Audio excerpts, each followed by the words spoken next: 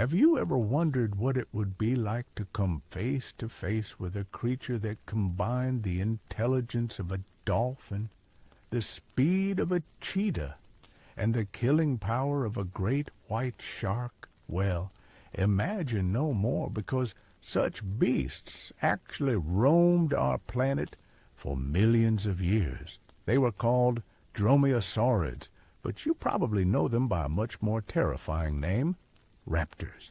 Picture this. You're walking through a dense forest roughly 70 million years ago. The air is thick and humid, filled with the sounds of ancient insects and distant calls of pterosaurs overhead. Suddenly, the forest goes silent. Every instinct in your body screams danger, but you can't see anything threatening. That's when you notice the soft rustling of leaves behind you, followed by another rustle to your left. Then you're right. Before you can even turn around, a blur of feathers and razor-sharp claws erupts from the undergrowth, moving faster than your eyes can track. This isn't science fiction. This is the reality of what encountering these magnificent predators would have been like. And here's the thing that will absolutely blow your mind. Everything you think you know about raptors from movies and popular culture is completely wrong. Today, we're diving deep into the world of nature's most sophisticated killing machines. We're going to uncover the shocking truth about how these creatures actually hunted, lived, and dominated their ecosystems.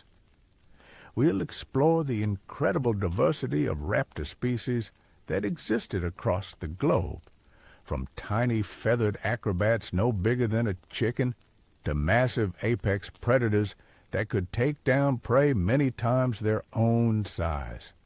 But most importantly, we're going to reveal the one characteristic that made these animals so incredibly deadly, that it revolutionized how scientists think about dinosaur behavior forever.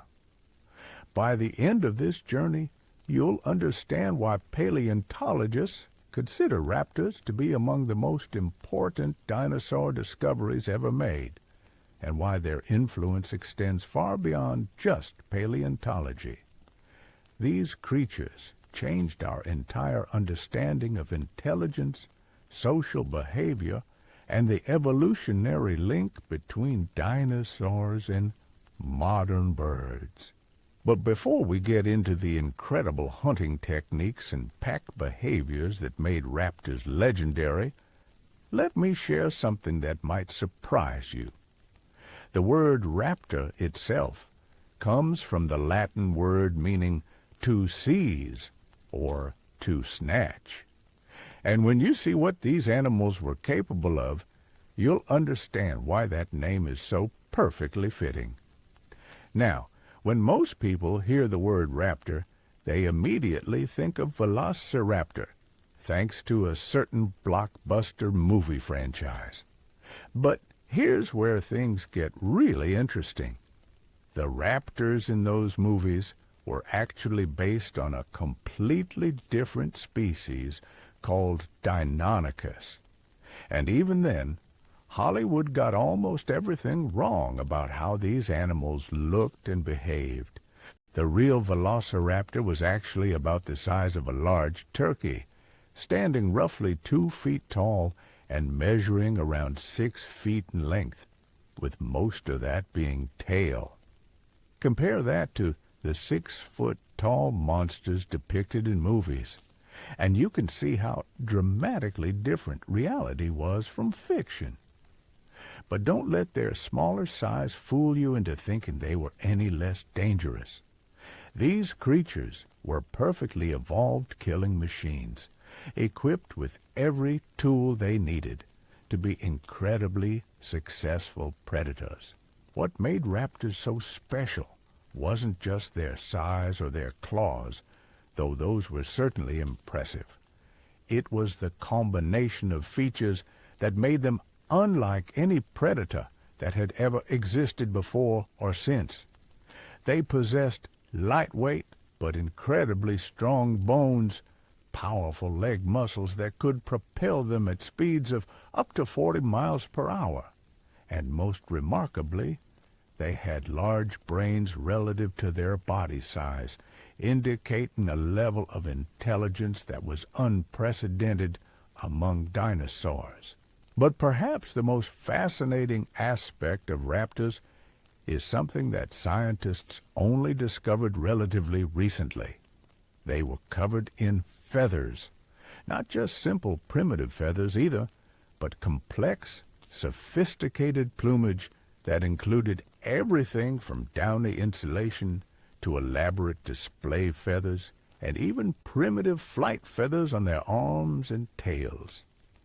This discovery completely revolutionized our understanding of these animals. Suddenly, raptors weren't just terrifying lizard-like monsters. They were something far more complex and, in many ways, far more impressive. They were the bridge between the ancient world of dinosaurs and the modern world of birds, combining the raw predatory power of their reptilian ancestors with the intelligence and adaptability that would eventually give rise to modern avian species. The feathers served multiple purposes that went far beyond simple temperature regulation. Many species use their colorful plumage for complex social displays, communicating with potential mates, and establishing dominance hierarchies within their groups. Some species had feathers on their arms that were so well developed they could actually glide short distances, using their primitive wings to help them navigate through dense forests or leap between trees while pursuing prey. But the most important function of their feathers was probably related to their hunting behavior. You see, raptors weren't just random killing machines that relied purely on brute force and sharp claws. They were sophisticated hunters that employed complex strategies, coordinated attacks, and even used their feathered arms as stabilizing surfaces while grappling with struggling prey. The diversity of raptor species that existed during the Cretaceous period is absolutely staggering. These weren't just variations on a single theme. Each species was uniquely adapted to its specific environment and hunting style, creating a family of predators that occupied virtually every ecological niche available to carnivorous dinosaurs. Some raptors were built for pure speed, with long, powerful legs and streamlined bodies that could chase down the fastest herbivores across open plains. Others were adapted for stealth and ambush hunting, with shorter, more muscular builds that allowed them to burst from cover with explosive power. Still others were semi-aquatic, spending much of their time hunting fish and aquatic reptiles in rivers and coastal environments.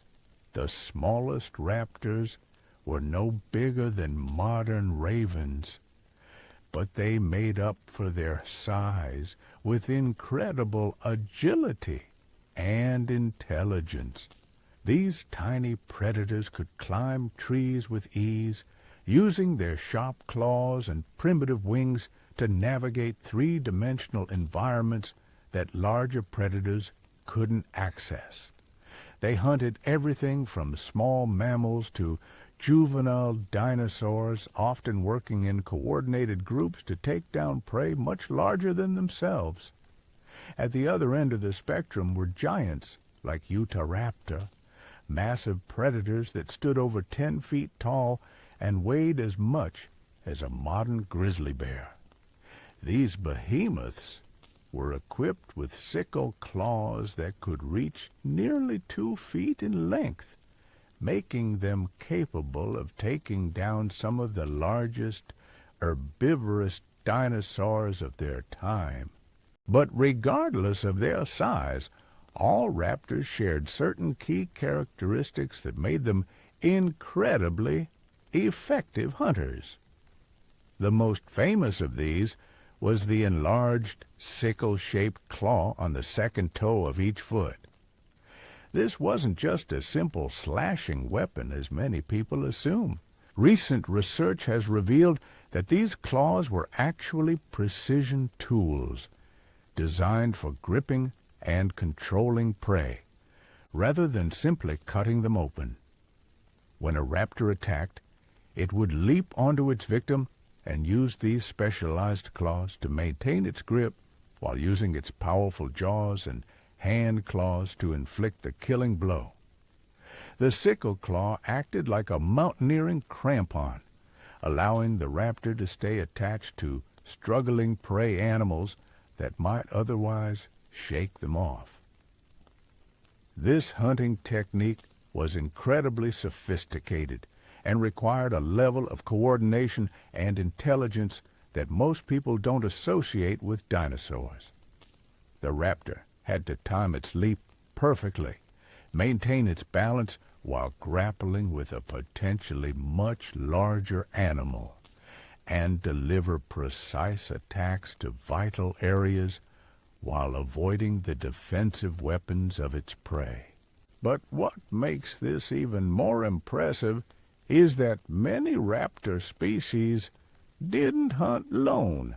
Evidence from fossil sites around the world suggests that numerous raptor species lived and hunted in coordinated groups, employing pack tactics that wouldn't look out of place in a nature documentary about modern wolves or lions. These pack hunting behaviors required a level of social intelligence and communication that was truly remarkable for creatures that lived over 60 million years ago.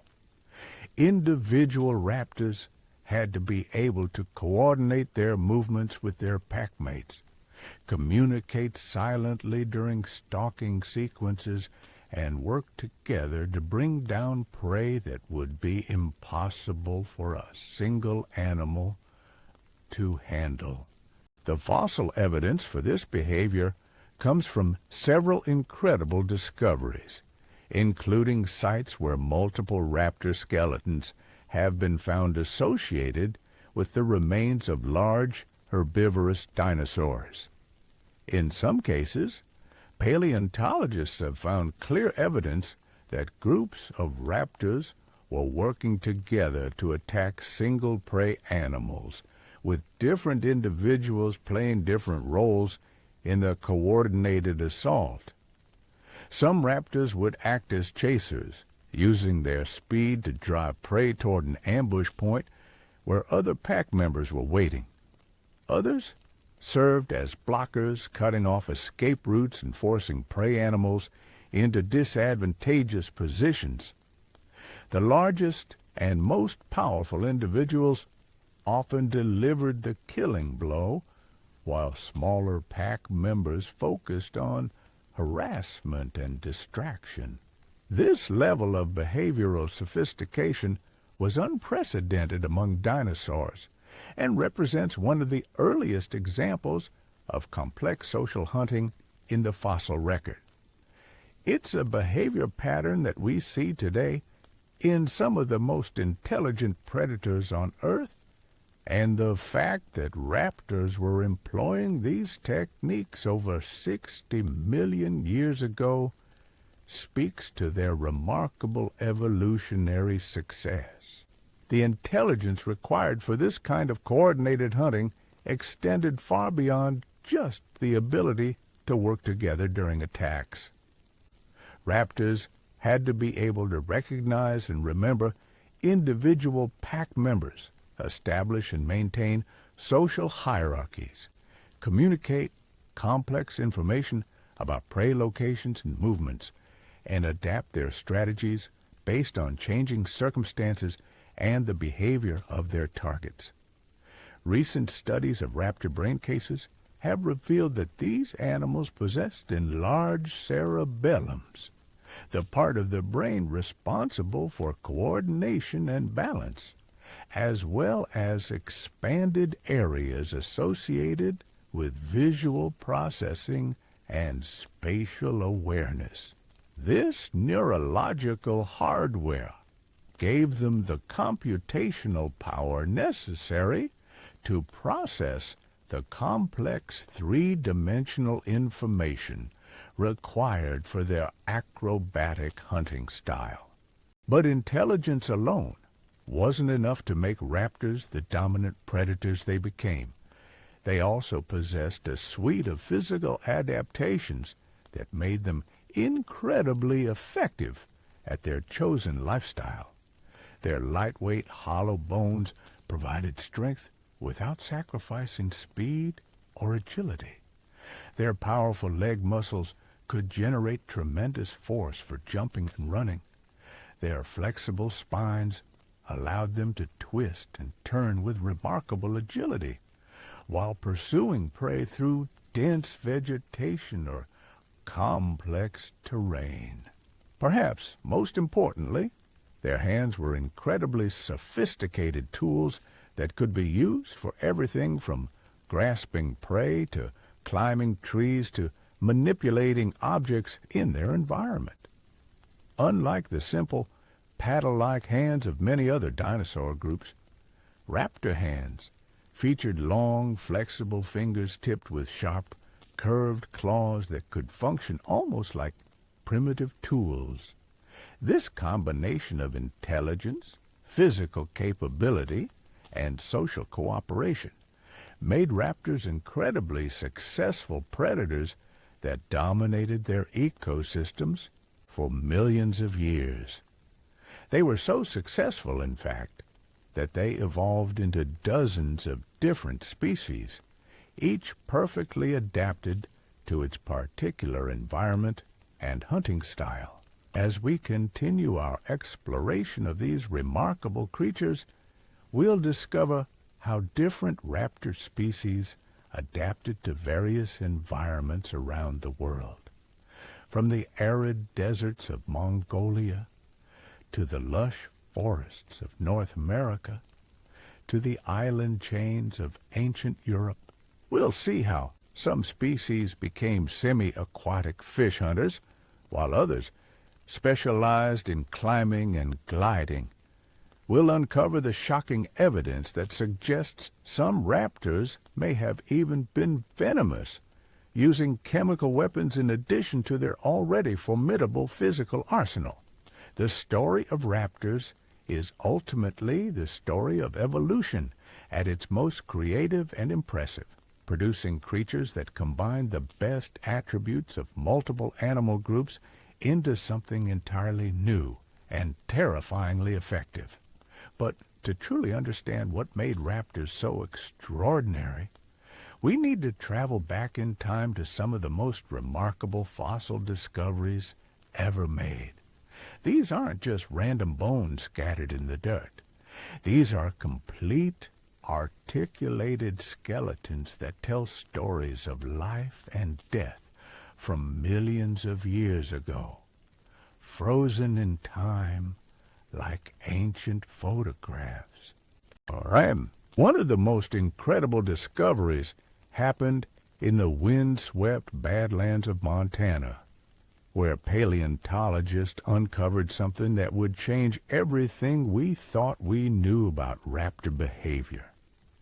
Picture this: a nearly complete skeleton of a massive herbivorous dinosaur called Deinonychus, surrounded by the remains of not one, not two, but 4 separate Deinonychus individuals. This wasn't just a coincidence. This was evidence of coordinated pack hunting preserved in stone.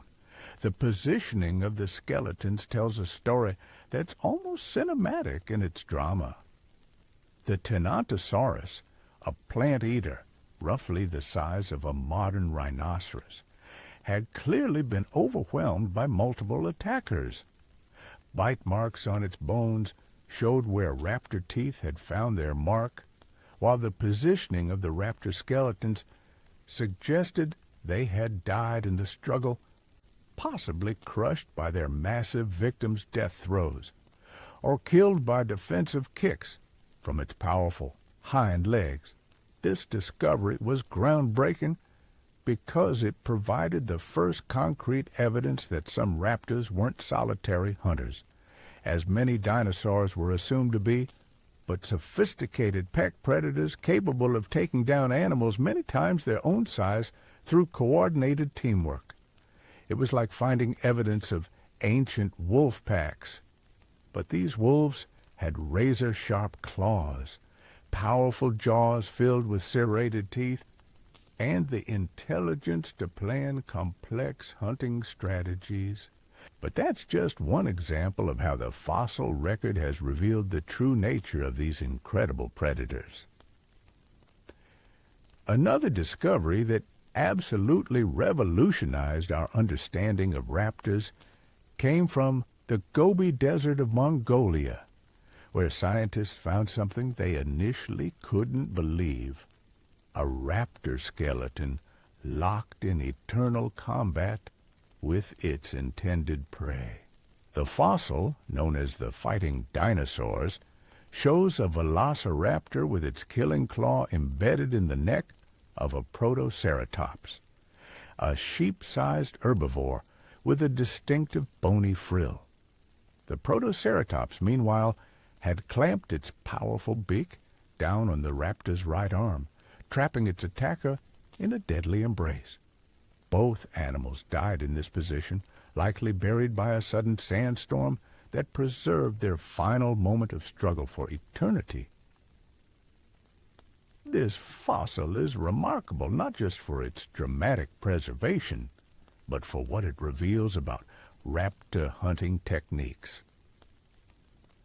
The Velociraptor's sickle claw isn't positioned for slashing, as movies would have you believe, but is instead precisely placed to pierce vital blood vessels in the neck.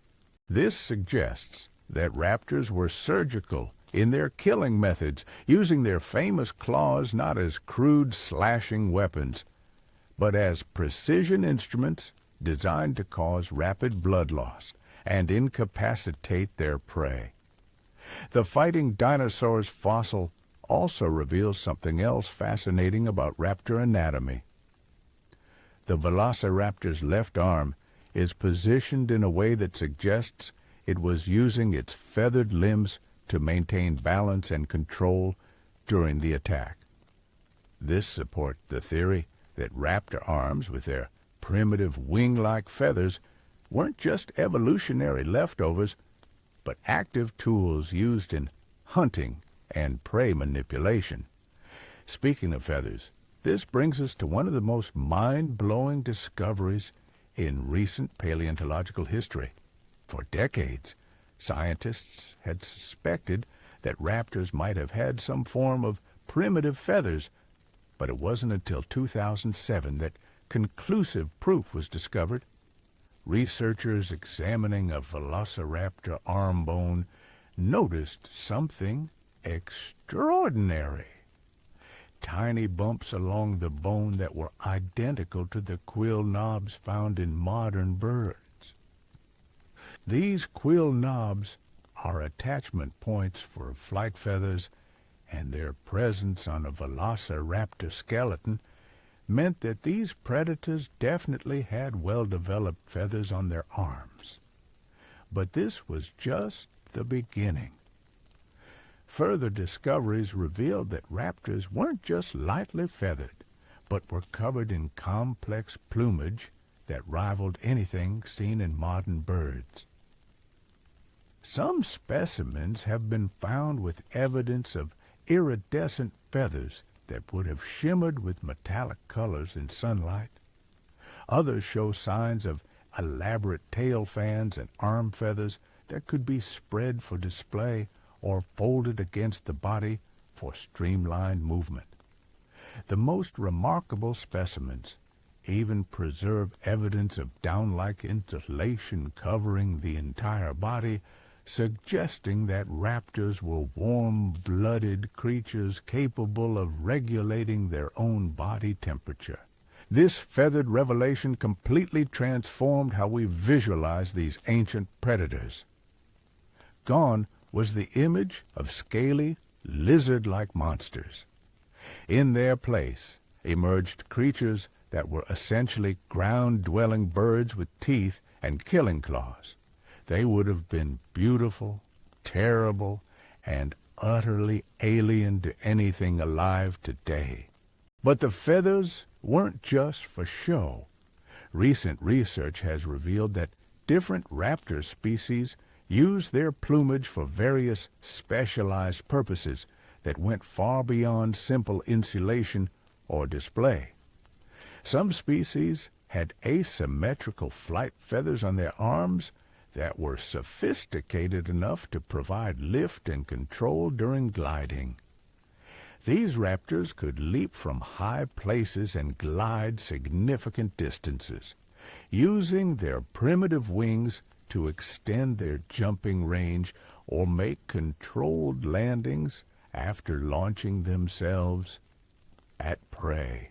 Other species had specialized tail feathers that functioned like the tail of a modern bird, providing steering and stability during high-speed chases. The tail wasn't just a simple appendage trailing behind them, but an active control surface that could be adjusted in real time to help them make sharp turns while pursuing agile prey through dense vegetation.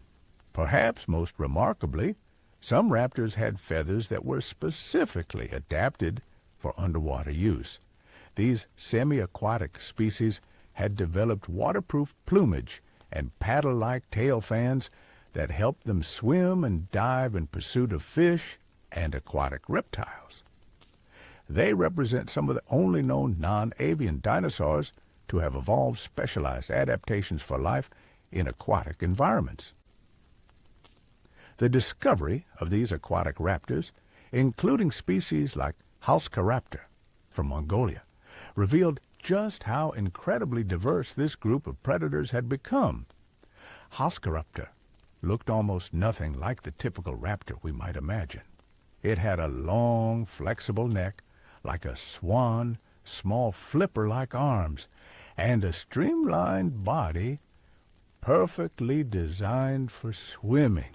Its snout was filled with small needle-like teeth, ideal for catching slippery fish, and its tail was flattened into a paddle-like structure for propulsion through water. These aquatic raptors lived in ancient lake and river systems, hunting in an ecological niche that no other dinosaur group had successfully colonized. They could dive underwater to pursue fish, snatch prey from the surface while swimming, or wade through shallow water, hunting for amphibians and small reptiles. Their existence proves that raptors weren't limited to terrestrial hunting, but had successfully adapted to virtually every available predatory niche. But aquatic raptors were just one example of the incredible diversity within this group. At the opposite extreme were species that had become specialized for life in the trees. These arboreal raptors had developed elongated arms with sophisticated wing feathers that allowed them to glide between trees and even achieve limited powered flight. The most famous of these aerial raptors is Microraptor, a crow-sized predator with 4 wings. Unlike modern birds, which have feathers only on their arms, Microraptor had well-developed flight feathers on both its arms and its legs, giving it a unique 4-winged configuration that has no modern equivalent. These leg feathers were positioned in a way that suggests Microraptor could spread them like secondary wings, creating additional lift surfaces for gliding and maneuvering through forest canopies.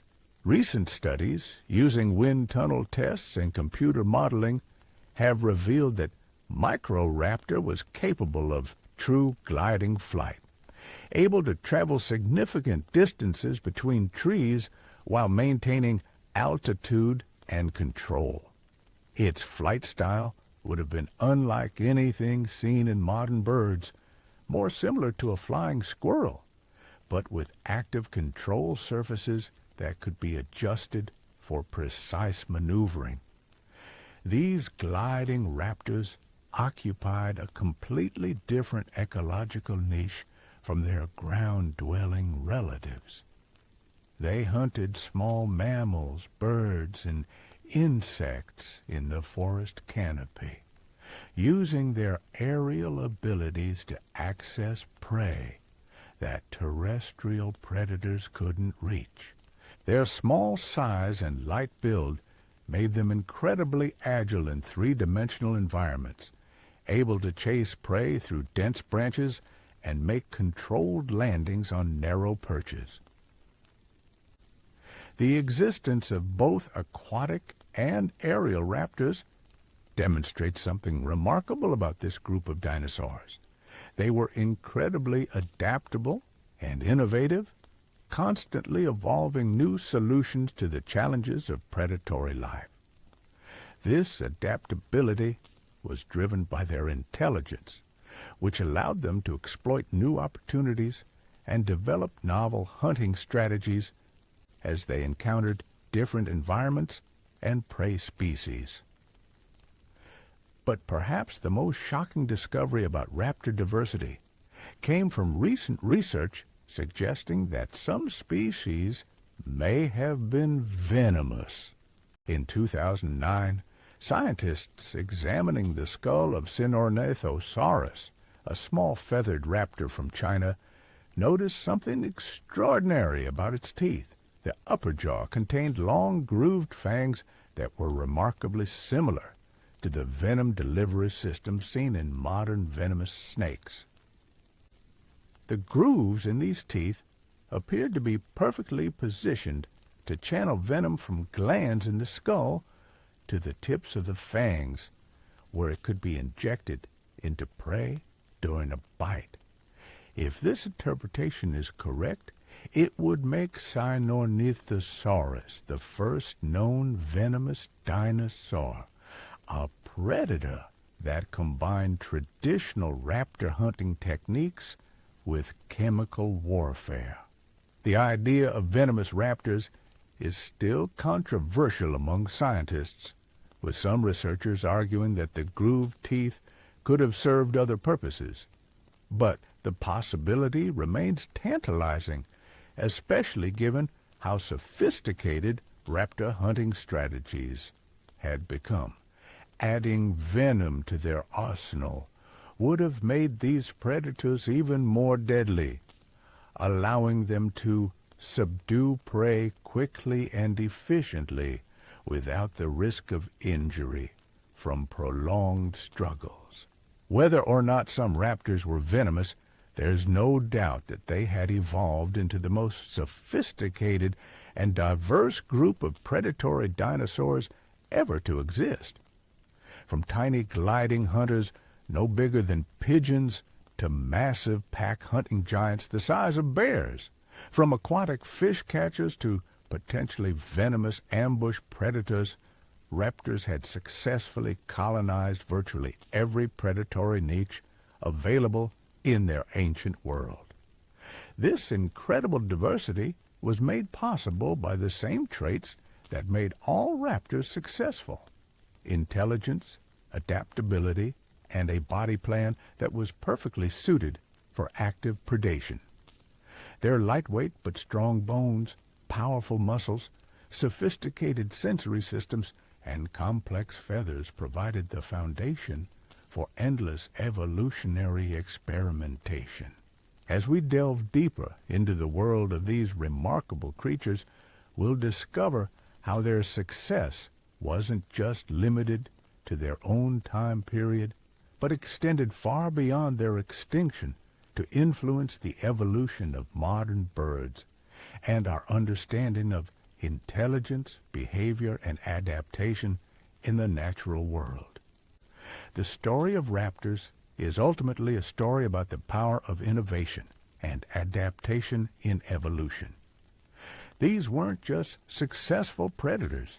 They were evolutionary pioneers who pushed the boundaries of what was possible for dinosaurian life, creating new ways of living, hunting, and surviving that had never been seen before and would never be seen again. But what happened when these magnificent predators encountered their greatest challenge yet? What force could possibly threaten creatures so perfectly adapted to their world? The answer lies in understanding how raptors faced competition, not just from other predators, but from within their own ranks, creating an evolutionary arms race that pushed these animals to even greater extremes of specialization. Imagine the late Cretaceous period as a vast theater of survival, where different raptor species carved out their territories and hunting grounds with surgical precision. This wasn't a world where predators could simply coexist peacefully. Resources were limited, prey animals were becoming increasingly well defended, and every ecological niche was fiercely contested by multiple species trying to make a living. In the forests of ancient Asia, we find evidence of this competition preserved in the fossil record. Sites in China have yielded remains of up to 9 different raptor species, all living in the same general area at the same time. 9 different species of highly intelligent, supremely adapted predators, all trying to hunt in the same environment. The implications of this discovery are staggering when you really think about it. Each of these species had to find a way to avoid direct competition with their relatives while still maintaining access to enough prey to survive and reproduce. The solution they evolved was something that scientists call niche partitioning, where related species divide up available resources by specializing in different aspects of predatory life. Some species became specialists in hunting during the day, while others adapted for nocturnal hunting. Some focused on prey animals living near water sources, while others specialized in forest environments or open plains. Some became experts at hunting juvenile dinosaurs, while others preferred adult prey or focused entirely on small mammals and early birds. This specialization drove raptor evolution in fascinating directions. Species that specialized in hunting in dense forests developed shorter, more muscular builds that allowed them to accelerate quickly in tight spaces. Their claws became more curved and sharp for better grip on tree bark and struggling prey in confined areas. Their feathers evolved patterns and colors that provided perfect camouflage among leaves and shadows. Meanwhile, species that specialized in hunting on open plains developed longer legs and more streamlined bodies for sustained high-speed pursuits. Their feathers became adapted for temperature regulation during long chases under the hot sun. Their vision became incredibly acute for spotting prey movement across vast distances. The most remarkable example of this specialization can be seen in the development of different hunting strategies among closely related species. While some raptors perfected the art of ambush hunting from concealed positions, others became persistence hunters, wearing down their prey through relentless pursuit over long distances. The persistence hunters developed incredible endurance capabilities, with enlarged hearts and lungs that could supply oxygen to their muscles during extended chases. Their leg bones show adaptations for efficient long-distance running, similar to what we'd see in modern cursorial birds like ostriches. These raptors could chase prey for miles, gradually wearing down even the fastest herbivores through sheer determination and stamina. At the opposite extreme were the ambush specialists, creatures that had perfected the art of explosive power over short distances.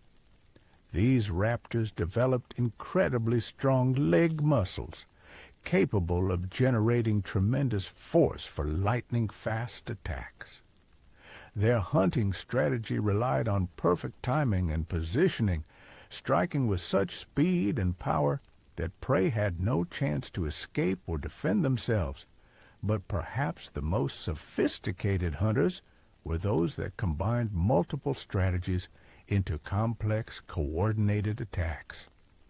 These were the species that had evolved the most advanced social behaviors, capable of planning and executing hunting strategies that would make modern military tacticians proud. These pack hunters didn't just attack randomly.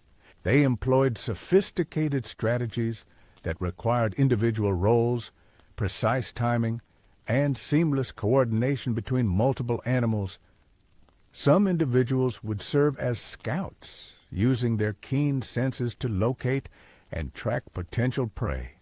Others would position themselves as blockers, cutting off escape routes at critical moments during the attack.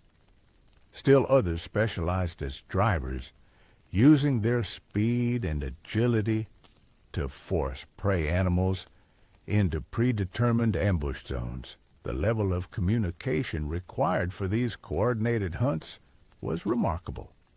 Raptors had to be able to signal silently to avoid alerting their prey, coordinate their movements across potentially large distances, and adapt their strategies in real time as situations changed during the hunt. This required not just intelligence, but a sophisticated understanding of cause and effect, spatial relationships, and the behavior patterns of their prey species. Evidence for this level of behavioral complexity comes from trackway sites, where paleontologists have found fossilized footprints showing multiple raptors moving in coordinated formations. These aren't random trails crossing each other by coincidence, but clear evidence of deliberate group movement with individuals maintaining specific positions relative to each other over considerable distances. One particularly remarkable trackway site in Korea shows evidence of a coordinated hunt in progress. Multiple raptor trackways converge on a single set of herbivore tracks, with the predators approaching from different angles in what appears to be a carefully planned pincer movement. The spacing between the raptor tracks suggests they were maintaining visual contact with each other while closing in on their target. But coordination during the hunt was just one aspect of raptor social behavior. These animals also had to navigate complex social hierarchies within their packs, establish and defend territories, communicate information about food sources and dangers, and coordinate the care and education of their young. Recent discoveries have revealed that raptor parental care was incredibly sophisticated, rivaling anything seen in modern birds. Nesting sites show evidence of elaborate construction, with some species building complex structures designed to protect eggs and young from both predators and environmental hazards. These weren't simple scrapes in the ground, but engineered environments with drainage systems, insulation, and defensive positions. Parent raptors took turns incubating eggs, with both males and females sharing responsibilities for maintaining proper temperature and humidity. The eggs themselves show evidence of being turned regularly to ensure proper development, and some sites preserve evidence of parents bringing food to the nest for extended periods after hatching. But the most remarkable aspect of raptor parental care was their approach to educating their young. Unlike many dinosaur species that seem to rely primarily on instinct, raptors appeared to actively teach their offspring the complex skills needed for successful hunting. Juvenile raptor remains are often found in association with partially consumed prey items that show bite marks from both adult and juvenile teeth. This suggests that parents were bringing injured but still living prey back to their young, allowing them to practice killing techniques in a controlled environment. It's essentially prehistoric hunting school, where young raptors could learn the precise timing and positioning needed for successful attacks without the risk of injury from fully healthy, desperate prey. This educational approach extended beyond just killing techniques to include stalking, tracking, and social coordination skills. Juvenile trackways often show young raptors following adult tracks at precise distances, suggesting they were being taught proper hunting formations and movement techniques. Other sites show evidence of play behavior, where young raptors engaged in mock hunts and wrestling matches that helped develop the physical skills and social bonds they would need as adults. The sophistication of raptor child-rearing practices provides another window into their remarkable intelligence. Teaching complex behaviors to offspring requires not just the ability to perform those behaviors yourself, but the cognitive capacity to understand what another individual does and doesn't know, and to modify your own behavior accordingly to facilitate learning in others. This kind of theory of mind, as psychologists call it, is considered one of the hallmarks of advanced intelligence. It requires the ability to model the mental states of other individuals, to understand that they have their own perspectives and knowledge bases that might differ from your own. The fact that raptors were capable of this level of cognitive sophistication puts them in the same league as modern dolphins, great apes, and corvids. But intelligence alone wasn't enough to guarantee success. In the competitive world of the Cretaceous, raptors also had to contend with an ever-changing environment that constantly challenged their adaptations and forced them to evolve new solutions to survival challenges. During their heyday, Earth's climate was undergoing dramatic shifts. Sea levels rose and fell, creating and destroying coastal environments. Volcanic activity reshaped entire landscapes. Continental drift was actively separating land masses, isolating populations, and driving speciation. Through all of these changes, raptors had to maintain their edge as apex predators while adapting to new environments and prey species. The fossil record shows how different raptor lineages responded to these challenges in remarkably different ways. When rising sea levels created vast archipelagos where once there had been continuous land masses, some raptor species became island specialists, evolving smaller body sizes and more efficient metabolisms to survive on limited resources. These island raptors developed fascinating adaptations that reflected their unique environments. Some species evolved longer arms and more sophisticated flight capabilities, allowing them to travel between islands in search of food or mates. Others became semi-aquatic, developing webbed feet and waterproof feathers that allowed them to hunt in tidal pools and coastal waters. The most extreme island adaptations occurred in European raptor species that lived on ancient island chains in the Tethys Sea. These raptors evolved into forms that would have looked almost alien compared to their mainland relatives. Some developed elongated necks for fishing in shallow lagoons. Others evolved specialized claws for climbing the steep cliff faces that characterize their island homes. One particularly remarkable European species appears to have evolved a lifestyle similar to modern seabirds, spending much of its time soaring over ocean waters and diving to catch fish and marine reptiles. Its wings show adaptations for efficient gliding, with long, narrow proportions that would have allowed it to stay aloft for hours with minimal energy expenditure. Meanwhile, in the vast continental interiors of Asia and North America, other raptor lineages were evolving in completely different directions.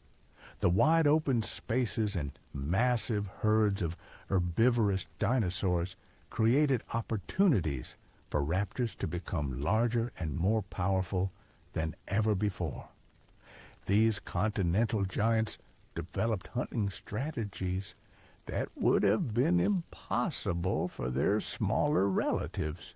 They could take on prey animals the size of modern elephants, using coordinated pack attacks that involved dozens of individuals working together to bring down a single massive target.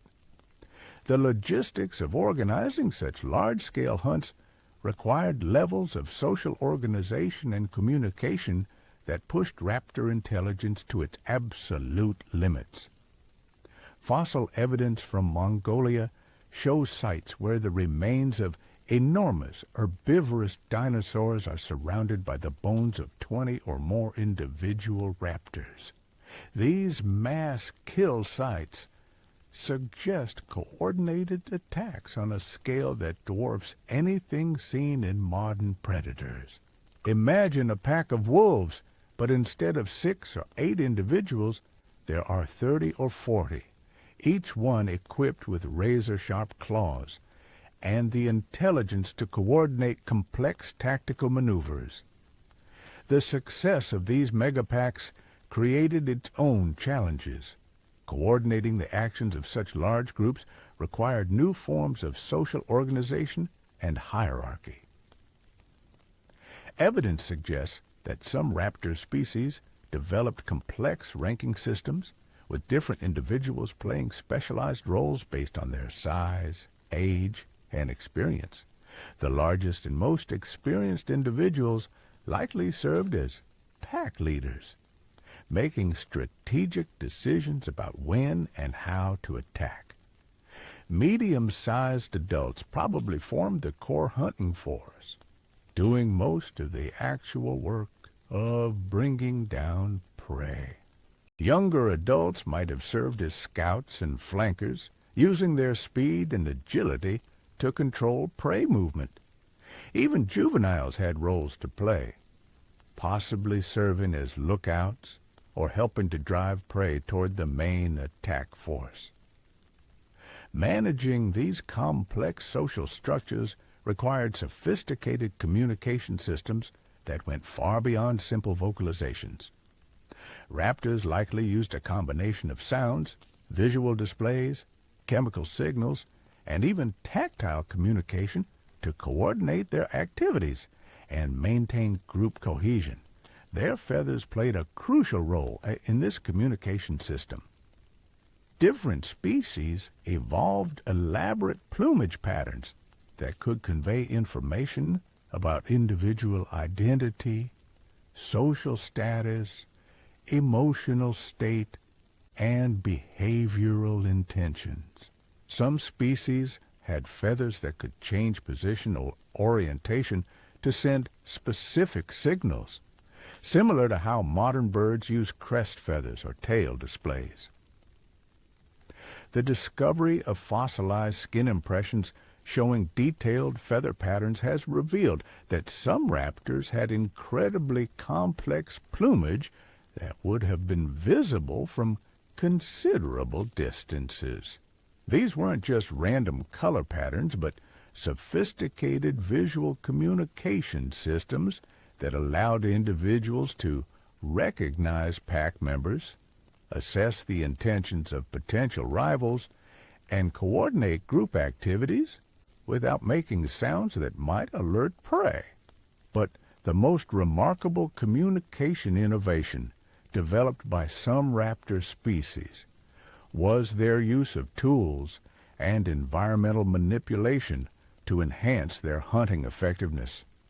Recent discoveries have provided evidence that some raptors were capable of using objects in their environment as hunting aids, demonstrating a level of technological sophistication that was unprecedented among dinosaurs. Trackway sites show evidence of raptors deliberately moving rocks and logs to create barriers that would channel prey movement in desired directions.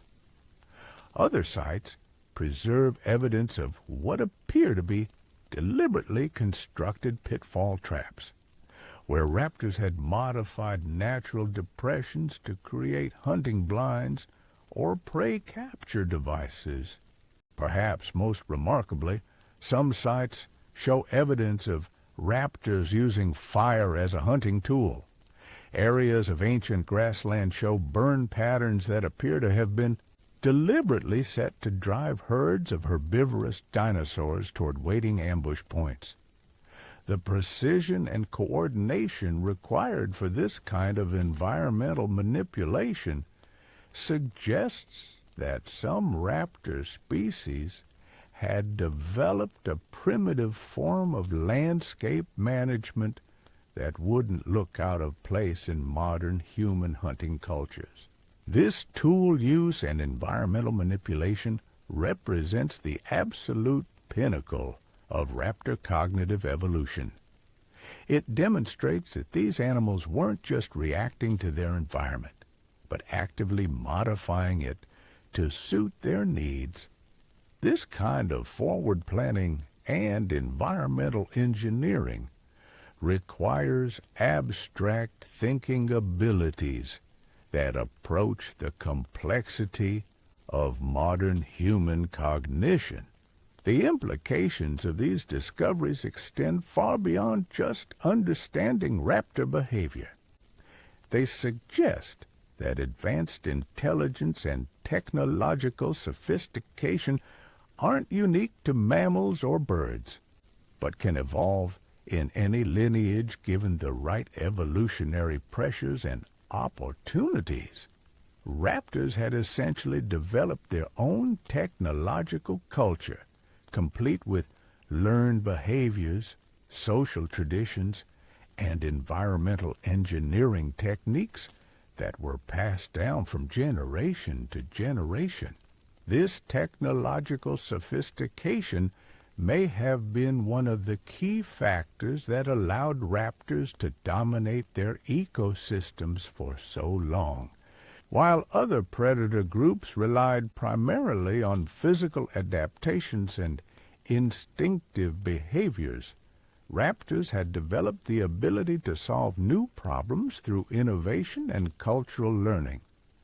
But even the most advanced intelligence and sophisticated technology couldn't protect raptors from the ultimate challenge they would face.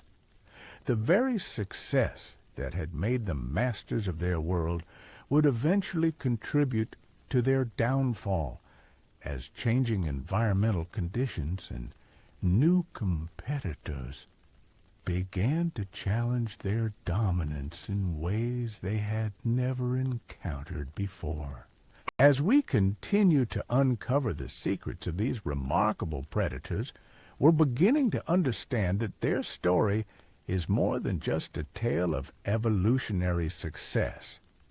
It's a cautionary reminder that even the most perfectly adapted creatures can be vulnerable to changes beyond their control, and that survival in the natural world requires not just intelligence and adaptability, but also a measure of luck that no amount of evolutionary sophistication can guarantee. The next chapter in the raptor story would prove to be their most challenging yet, as they face competition from an entirely new type of predator that would ultimately reshape the entire structure of terrestrial ecosystems. But before we explore their ultimate fate, we need to understand just how far raptor evolution had progressed and what these remarkable creatures had accomplished during their reign as Earth's premier predators. The raptor revolution wasn't just about individual species becoming better hunters. What we're looking at here is something far more profound: the emergence of an entirely new evolutionary strategy that would fundamentally change how predation worked on planet Earth. These weren't just dinosaurs that happened to be good at killing. They were the architects of a completely new approach to survival that combined intelligence, technology, and social cooperation in ways that had never been seen before. To understand just how revolutionary this was, you need to picture what predation looked like before raptors came along. Most carnivorous dinosaurs were essentially living battering rams. They were big, they were strong, and they relied primarily on size and power to overwhelm their prey. Think of a Tyrannosaurus rex charging at a herd of Triceratops.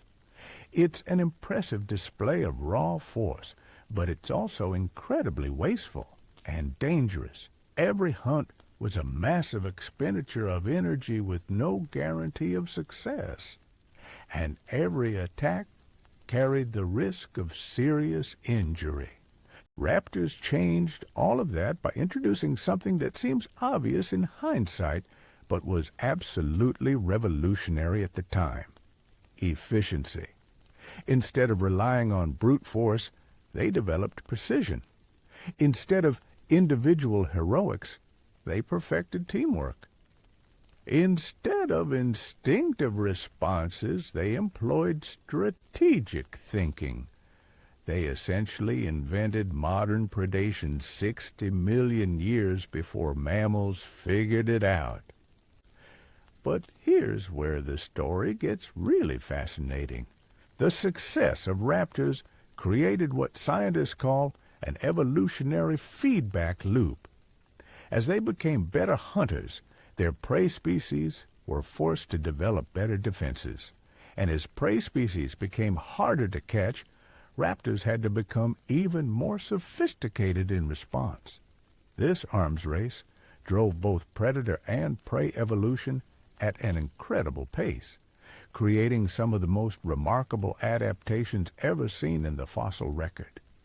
On the prey side, we see the evolution of increasingly elaborate defensive structures and behaviors. Herbivorous dinosaurs developed thicker armor, longer spikes, more powerful tails, and more sophisticated herd behaviors. Some species evolved the ability to rear up on their hind legs, turning their massive bodies into living fortresses that could crush attacking raptors. Others developed incredibly sensitive hearing and vision that could detect approaching predators from vast distances. The most remarkable defensive innovation was the evolution of what paleontologists call sentinel behavior in herbivorous dinosaur herds. Just like modern prairie dogs or meerkats, some herbivorous dinosaurs began posting guards that would watch for predators while the rest of the herd fed. These sentinels developed enlarged brain areas associated with threat detection and communication, allowing them to spot approaching raptors and alert their herd mates with sophisticated warning calls. But raptors didn't just sit back and watch their prey become harder to catch.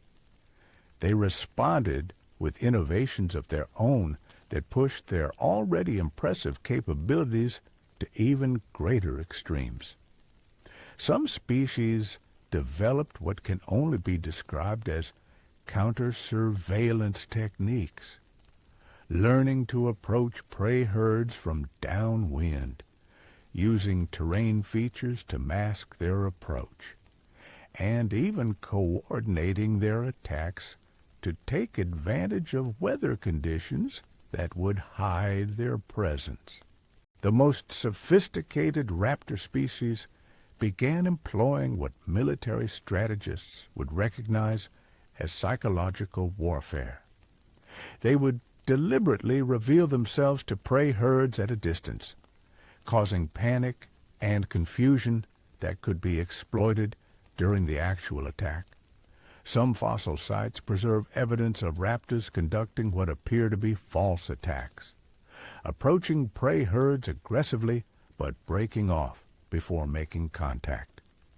These false attacks served to exhaust prey animals and test their defensive responses, providing valuable intelligence for future hunting attempts. This kind of strategic deception requires a level of cognitive sophistication that borders on the miraculous. The raptors had to understand not just their own capabilities and limitations, but also the mental states and behavioral patterns of their prey. They had to be able to predict how different species would respond to various types of threats and adjust their strategies accordingly. Evidence for this level of behavioral complexity comes from sites where paleontologists have found what appear to be raptor testing grounds. These are areas where multiple prey species remains are found with distinctive bite marks and claw scores that suggest the raptors were experimenting with different attack techniques. It's as if they were conducting research, trying out new hunting methods to see what worked best against different types of prey. The sophistication of these experimental behaviors suggests that raptors had developed something that scientists are only beginning to understand: cultural evolution. This is the process by which learned behaviors and innovation spread through populations, not through genetic inheritance, but through teaching and imitation. Individual raptors who discovered new hunting techniques could share that knowledge with their pack mates, who could then refine and improve upon the original innovation. This cultural evolution allowed raptor hunting techniques to advance far faster than would have been possible through genetic evolution alone. A particularly clever individual could invent a new strategy and have it adopted by their entire pack within a single generation.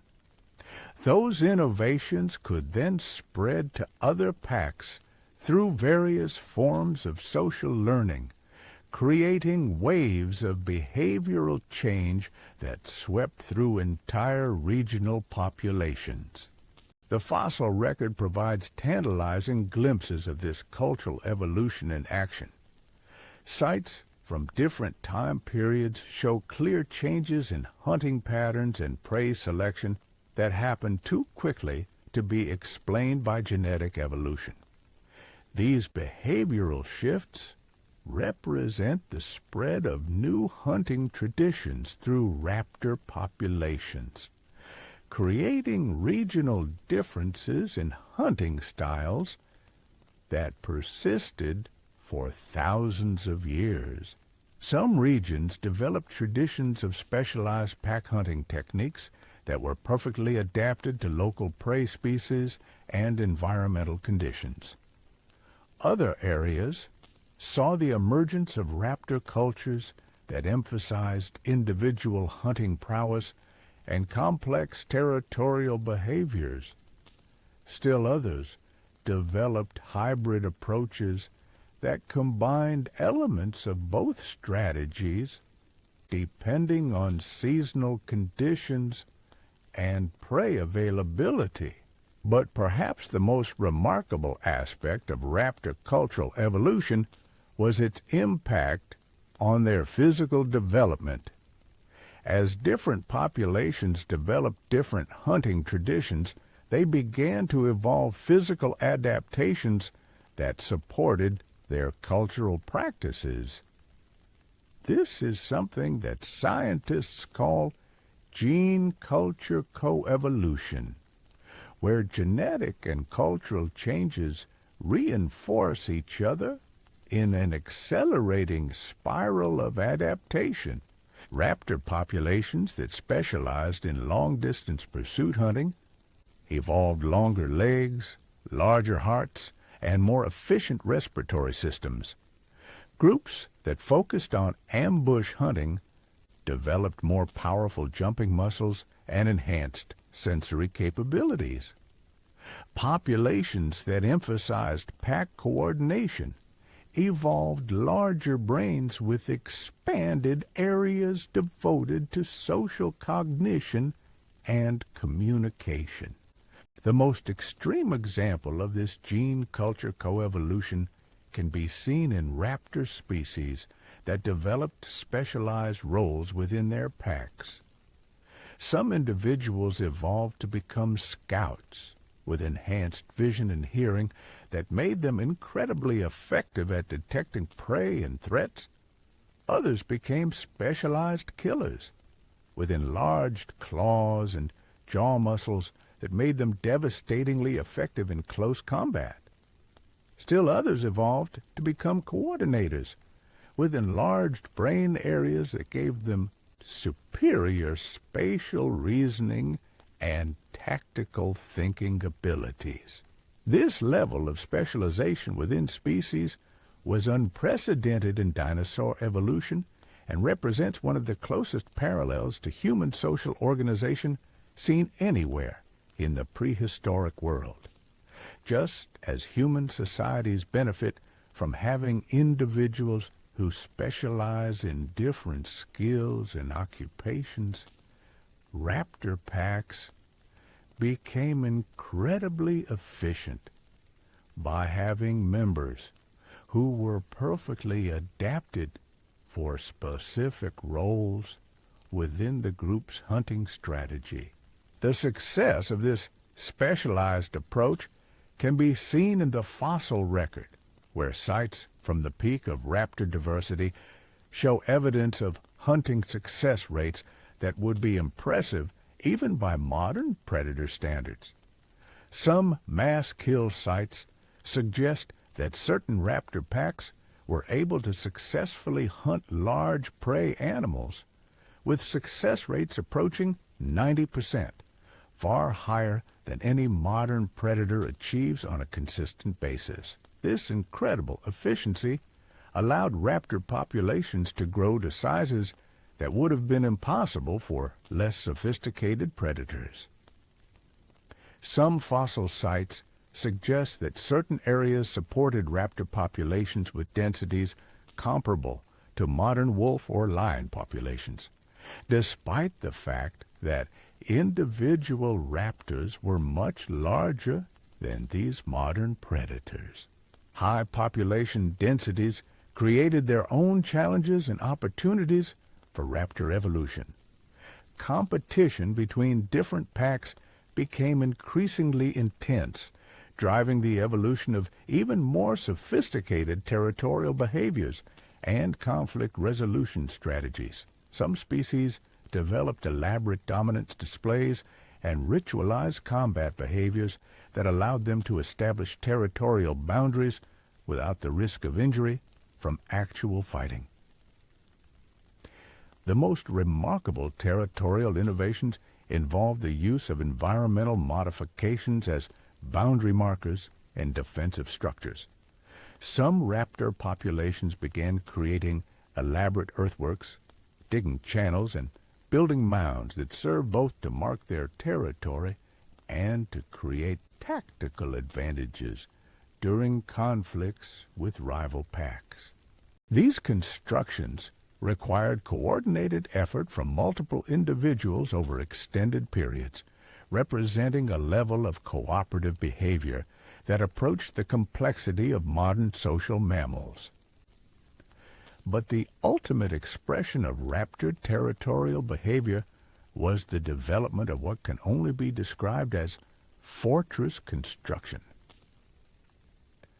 At several sites in North America and Asia, paleontologists have discovered circular arrangements of large stones and logs that appear to have been deliberately constructed by raptor packs as defensive positions. These structures show clear evidence of having been maintained and modified over long periods, suggesting that some raptor groups had developed permanent territorial bases that were passed down from generation to generation. The construction and maintenance of these fortress sites required not just intelligence and cooperation, but also long-term planning abilities that bordered on the architectural.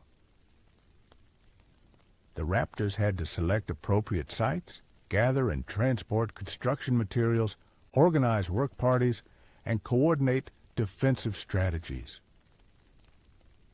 This level of environmental engineering represents the absolute pinnacle of non-human technological achievement in the prehistoric world. These fortress sites also provide evidence of another remarkable raptor innovation: food storage and preservation. Excavations have revealed cache sites where raptors stored surplus food during times of abundance, using techniques that prevented spoilage and protected stored meat from scavengers. Some sites show evidence of smoking and drying techniques that would have allowed raptors to preserve meat for extended periods, creating food security that supported larger pack sizes and more complex social structures. The development of food storage technology had profound implications for raptor social evolution. Groups that could reliably store surplus food were able to support larger numbers of non-hunting individuals, including elderly pack members who could contribute knowledge and experience, and younger individuals who could spend more time learning complex hunting techniques. This created the conditions for the emergence of true raptor cultures with accumulated knowledge bases that were passed down through multiple generations. Archaeological evidence from the most sophisticated raptor sites suggests that some populations had developed what can only be described as educational institutions. These were specific locations where young raptors were brought to learn hunting techniques, social behaviors, and territorial management skills from experienced adults. The sites show clear evidence of having been used repeatedly over long periods with modifications and improvements that suggest a continuous tradition of knowledge transfer. The existence of these educational sites implies that raptor societies had developed formal teaching roles and educational hierarchies. Experienced hunters would have served as instructors, passing on not just basic hunting skills, but also advanced techniques, strategic thinking abilities, and cultural knowledge about territorial boundaries and interpack relationships. This formalized education system allowed raptor cultures to accumulate increasingly sophisticated knowledge bases that far exceeded what any individual could develop through personal experience alone. But perhaps the most remarkable aspect of raptor educational systems was their emphasis on innovation and experimentation. Rather than simply passing on traditional techniques, raptor instructors appear to have encouraged their students to develop new approaches and test novel strategies. This emphasis on innovation created a continuous stream of behavioral and technological advances that kept raptor hunting abilities ahead of their prey's defensive adaptations. The fossil record shows clear evidence of this innovation-focused education in the form of practice sites where young raptors experimented with different hunting techniques under the supervision of experienced adults.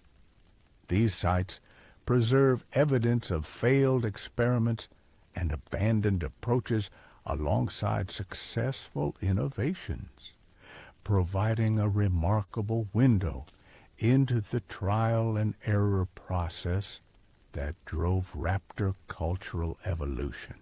Some of the most successful innovations developed at these educational sites involved the integration of different hunting strategies into comprehensive approaches that could be adapted to various prey species and environmental conditions.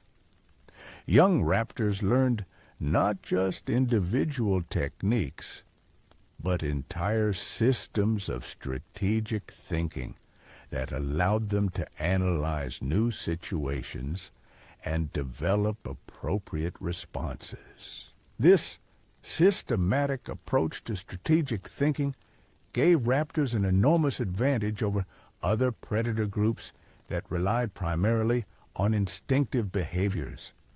When faced with new prey species or environmental challenges, raptors could quickly develop effective solutions by applying their general strategic principles to specific situations. This adaptability allowed them to successfully colonize new environments and exploit new food sources far more rapidly than their competitors.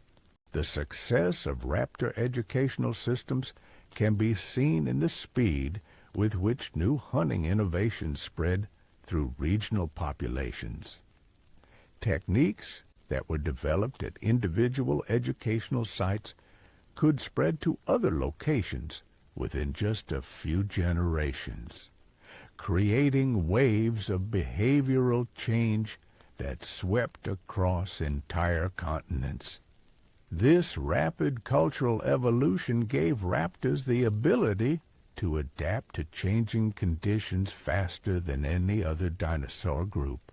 But the very success of raptor cultural evolution contained the seeds of new challenges. As different regional populations developed increasingly sophisticated and specialized hunting techniques, they began to diverge not just behaviorally, but also physically. This process, known as adaptive radiation, created dozens of distinct raptor species, each perfectly adapted to their specific environment and hunting strategy. The diversification of raptor species created a complex web of ecological relationships that was both incredibly robust and potentially fragile.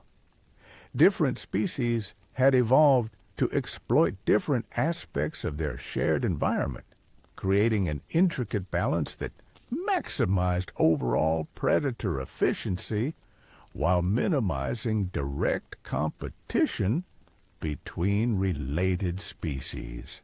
This ecological balance was maintained through a combination of behavioral and physical adaptations that allowed multiple raptor species to coexist in the same general areas without coming into direct conflict. Some species specialized in hunting during different times of day or in different seasons. Others focused on different prey species or used different hunting techniques that didn't overlap with their relatives.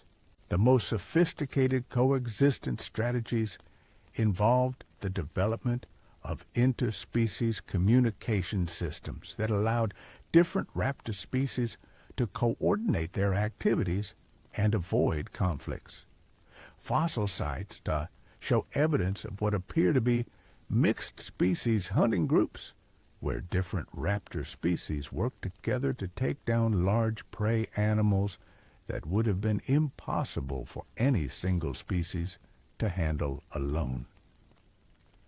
These interspecies collaborations represent the absolute pinnacle of raptor social evolution, demonstrating cognitive abilities that rival anything seen in modern animal societies. The raptors had to be able to recognize and communicate with members of other species, understand their hunting capabilities and limitations, and coordinate complex multi-species strategies that maximize the hunting success of all participants. The existence of these collaborative relationships suggests that raptors had developed something that scientists call ecological intelligence, the ability to understand and manipulate complex ecological relationships for their own benefit. This kind of ecosystem-level thinking represents one of the most advanced forms of intelligence ever documented in the prehistoric world. But this same ecological sophistication that made raptors so successful also made them vulnerable to large-scale environmental changes. The complex web of relationships they had built up over millions of years of evolution was perfectly adapted to the stable conditions of the late Cretaceous period. When those conditions began to change, the very specialization that had made raptors so successful became a liability that would ultimately contribute to their downfall. The first signs of trouble came not from any single catastrophic event, but from gradual changes in climate and sea level that began to alter the ecosystems that raptors had spent millions of years perfecting. Rising temperatures and changing precipitation patterns began to shift the distribution of vegetation, which affected herbivorous dinosaur populations, which in turn impacted the carefully balanced predator-prey relationships that raptors depended on. As their traditional prey species began to decline or migrate to new areas, raptors found themselves facing a crisis that their sophisticated hunting techniques were not designed to handle. The very specialization that had made them so effective against specific prey species became a disadvantage when those species were no longer available in sufficient numbers to support large raptor populations. Some raptor species were able to adapt to these changing conditions by modifying their hunting strategies and expanding their prey base. The most flexible and intelligent populations managed to maintain stable numbers by learning to hunt new prey species and developing new techniques appropriate for changed environmental conditions. But many raptor populations were too specialized to make the necessary adjustments quickly enough.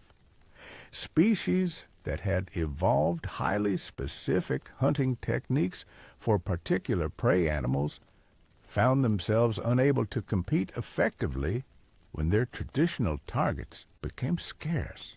The same cultural evolution that had driven their success now became a barrier to adaptation, as established hunting traditions and territorial behaviors became maladaptive in rapidly changing environments. The decline of specialized raptor populations created cascading effects throughout their ecosystems. As top predators disappeared, prey populations began to grow unchecked, leading to overgrazing and habitat degradation that further accelerated environmental changes. The carefully balanced ecological relationships that had supported high raptor diversity began to collapse, creating a downward spiral that even the most intelligent and adaptable species struggled to escape. The final blow came with the asteroid impact that ended the Cretaceous period, but by that time, many raptor lineages were already in decline due to the accumulated effects of environmental change and ecosystem disruption. The global catastrophe that followed the impact simply accelerated processes that were already underway, pushing the remaining raptor populations beyond their ability to recover. However, the story of raptors doesn't end with extinction. Their most remarkable legacy lives on in the form of modern birds, which represent the only surviving lineage of theropod dinosaurs.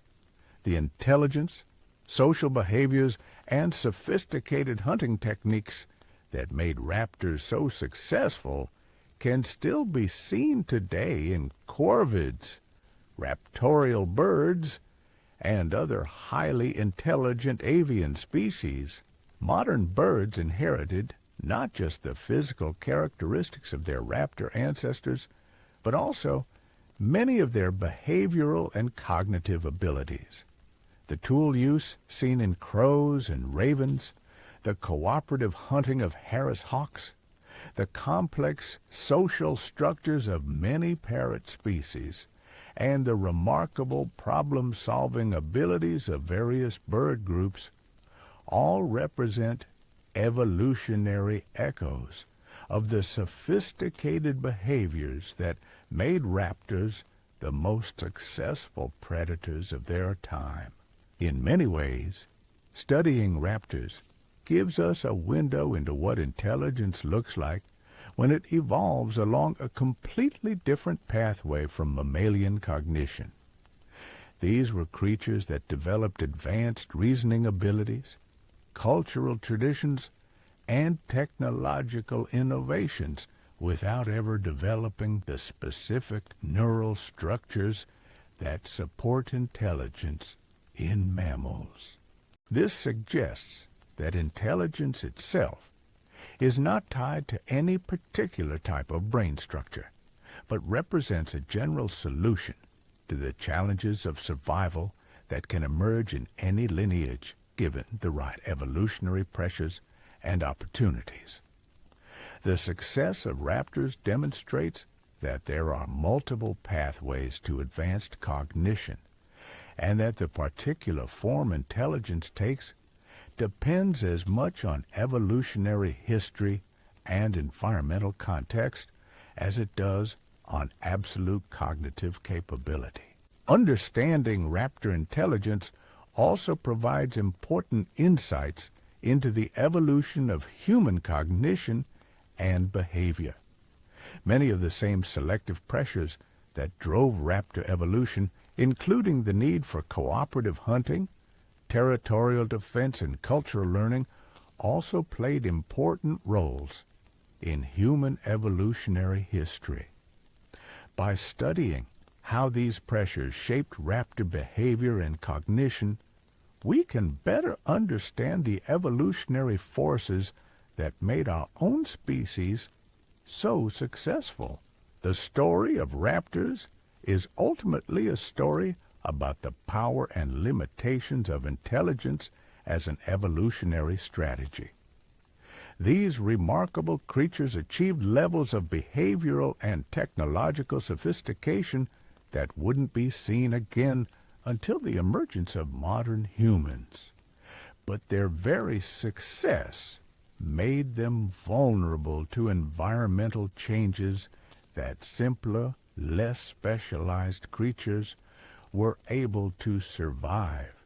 Their legacy reminds us that intelligence alone is not enough to guarantee survival, but must be combined with adaptability, resilience, and a measure of evolutionary luck. The raptors ruled their world for millions of years through a combination of cognitive innovation and ecological sophistication that has rarely been equaled in the history of life on Earth.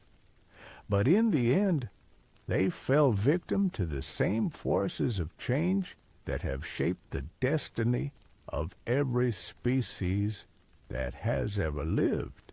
As we continue to study these remarkable predators, we're not just learning about ancient history, but gaining insights into the nature of intelligence, adaptation, and survival that remain relevant to understanding life on Earth today. The raptors may be gone, but their influence on evolution, ecology, and our understanding of what's possible in the natural world continues to resonate millions of years after their extinction. Yet perhaps the most chilling aspect of raptor evolution was their development of what can only be described as psychological manipulation techniques. Recent discoveries have revealed that some species had evolved the ability to use their intelligence not just for hunting coordination, but for actual mind games with their prey.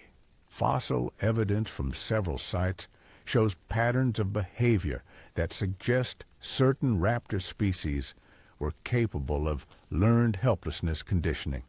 They would repeatedly expose prey herds to non-lethal but terrifying encounters, essentially training entire populations of herbivorous dinosaurs to freeze in panic rather than flee when raptors appeared. This psychological conditioning made subsequent hunts devastatingly effective, as prey animals would literally paralyze themselves with fear at the first sign of raptor presence. The sophistication required for this kind of behavioral manipulation is staggering. When you really think about it, these predators had to understand not just their own capabilities, but the psychological vulnerabilities of completely different species. They had to be able to predict how repeated exposure to specific stimuli would modify prey behavior over time, and they had to coordinate these conditioning programs across multiple pack members and hunting seasons.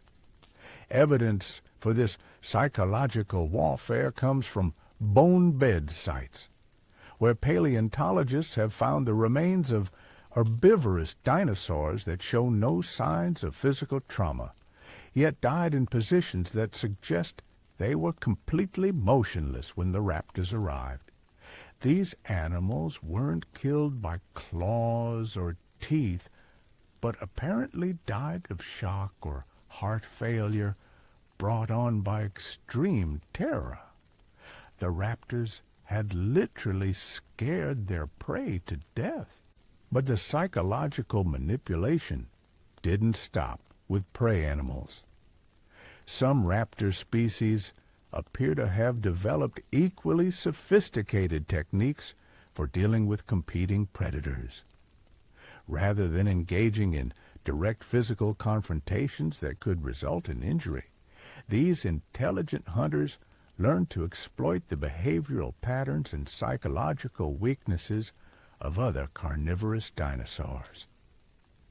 One particularly remarkable example involves evidence of raptors deliberately triggering territorial disputes between large predators like tyrannosaurs, then moving in to claim the abandoned territories while the giants were distracted with fighting each other. This kind of strategic manipulation requires an understanding of complex social dynamics that extends far beyond their own species. The raptors had essentially learned to read the behavioral patterns of every other predator in their ecosystem and exploit those patterns for their own benefit. They could predict when and where territorial disputes would occur, anticipate the outcomes of conflicts between other predators, and position themselves to take advantage of the resulting chaos and confusion. This ecosystem-level strategic thinking represents perhaps the most advanced form of intelligence ever documented in the prehistoric world. The raptors weren't just reacting to their environment or even actively modifying it for their immediate needs. They were manipulating the behavior of entire ecological communities to create long-term advantages for their own populations. The success of these manipulation strategies can be seen in the fossil record, where sites from the peak of raptor dominance show evidence of remarkably stable territorial boundaries and reduced conflict between different predator groups. Rather than constant warfare over resources, the ecosystems dominated by intelligent raptors show signs of a complex but stable balance where different predator species coexisted through a combination of mutual avoidance and raptor-mediated conflict resolution. In essence, the raptors had become the puppet masters of their entire ecosystem, pulling strings behind the scenes to maintain a balance that favored their continued dominance. They had evolved from simple predators into ecological architects, actively managing the behavior of other species to create optimal conditions for their own survival and reproduction.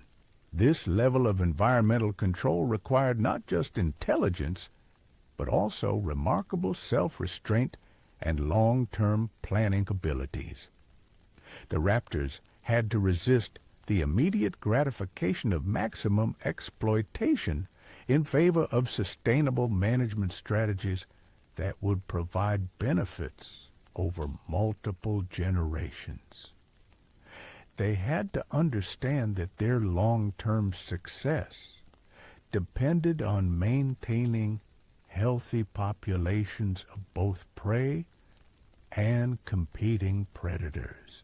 Evidence for this sustainable management approach comes from sites that show remarkably stable predator-prey ratios maintained over thousands of years. Rather than hunting prey species to local extinction, as many modern predators do when given the opportunity, raptors appear to have deliberately maintained prey populations at levels that could support continued hunting indefinitely. This conservation mindset extended to their treatment of competing predators as well. Rather than eliminating competitors whenever possible, raptors seem to have recognized that other predators served important ecological functions that ultimately benefited their own populations. Large predators like tyrannosaurs helped control herbivore populations and prevented overgrazing, while smaller predators filled ecological niches that raptors themselves couldn't exploit effectively.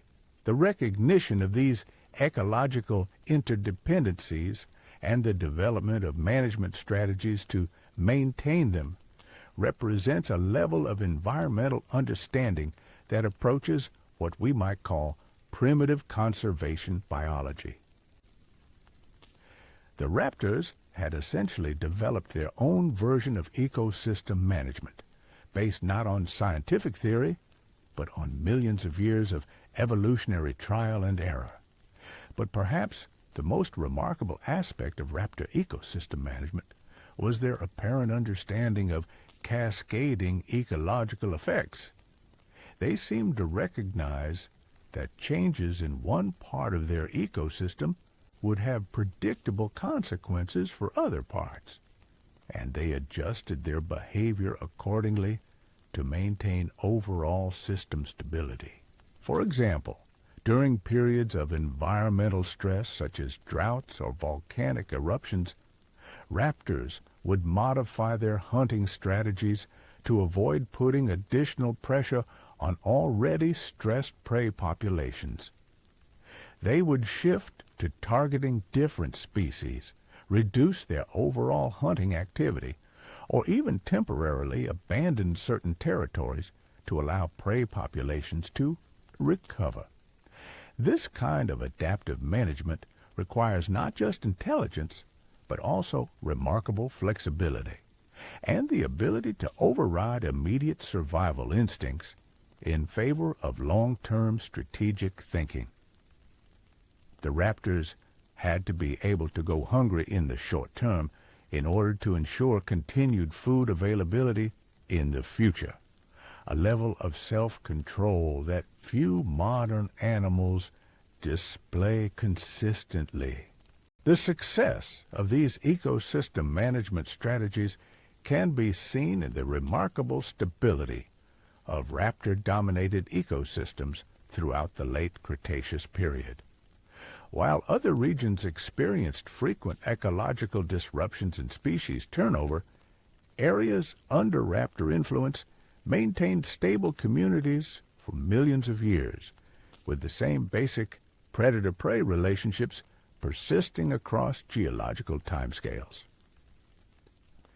This stability was maintained not through rigid control, but through a sophisticated understanding of system dynamics that allowed raptors to make fine-tuned adjustments that kept their ecosystems in optimal balance. They had essentially learned to be ecological gardeners, carefully tending their environmental resources to maximize long-term productivity rather than short-term gain. The gardening analogy becomes even more appropriate when we consider evidence that some raptor populations were actively modifying vegetation patterns to create optimal habitat conditions for their prey species. Burn patterns at several fossil sites suggest that raptors were using controlled fires to maintain grassland habitats that supported large herbivore populations. These controlled burns required remarkable coordination and timing to be effective without being destructive. The raptors had to understand fire behavior, weather patterns, vegetation cycles, and animal migration patterns, then coordinate all of this information to conduct burns that would enhance rather than damage their hunting grounds. The use of fire as an ecological management tool represents perhaps the ultimate expression of raptor environmental engineering. Fire is one of the most powerful forces in terrestrial ecosystems, capable of reshaping entire landscapes and determining which species can survive in particular areas. The fact that raptors learned to harness and direct this force for their own purposes demonstrates a level of technological sophistication that rivals early human achievements. But the most remarkable aspect of raptor fire management was not just their ability to use fire, but their apparent understanding of its long-term ecological consequences. The burn patterns preserved in the fossil record show clear evidence of rotational burning strategies, where different areas were burned in sequence to maintain a mosaic of habitat types that supported diverse prey communities. This rotational burning created a complex landscape of grasslands at different stages of succession, providing optimal habitat for different prey species throughout the year. Young grass growth supported small, fast-breeding herbivores, while older grasslands provided food for larger, slower breeding species. The raptors had essentially created a diversified agricultural system that maximized the carrying capacity of their territory. The sophistication of these landscape management strategies suggests that raptors had developed what we might call primitive ecological science. They were conducting long-term experiments with ecosystem modification, observing the results, and adjusting their strategies based on what they learned. This empirical approach to environmental management allowed them to continuously refine their techniques and adapt to changing conditions. Evidence for this experimental approach comes from sites that show clear changes in burning patterns over time, with modifications that appear to be responses to changing climate conditions or prey population dynamics. The raptors weren't just following instinctive patterns, but actively learning and adapting their management strategies based on feedback from their environment. This adaptive management approach gave raptors enormous resilience in the face of environmental change. When climate fluctuations or other disturbances disrupted their ecosystems, they could quickly modify their management strategies to maintain stable prey populations and territorial boundaries. Their intelligence and flexibility allowed them to surf through environmental changes that devastated less adaptable species. The success of raptor ecosystem management can be seen in their remarkable geographic expansion during the late Cretaceous period. Starting from relatively limited ranges in Asia, raptor species successfully colonized virtually every continent and habitat type available to terrestrial predators. This global expansion was made possible not just by their hunting abilities, but by their capacity to quickly understand and manage new ecosystems wherever they established themselves. Each new environment presented unique challenges and opportunities, requiring raptors to develop new management strategies and hunting techniques.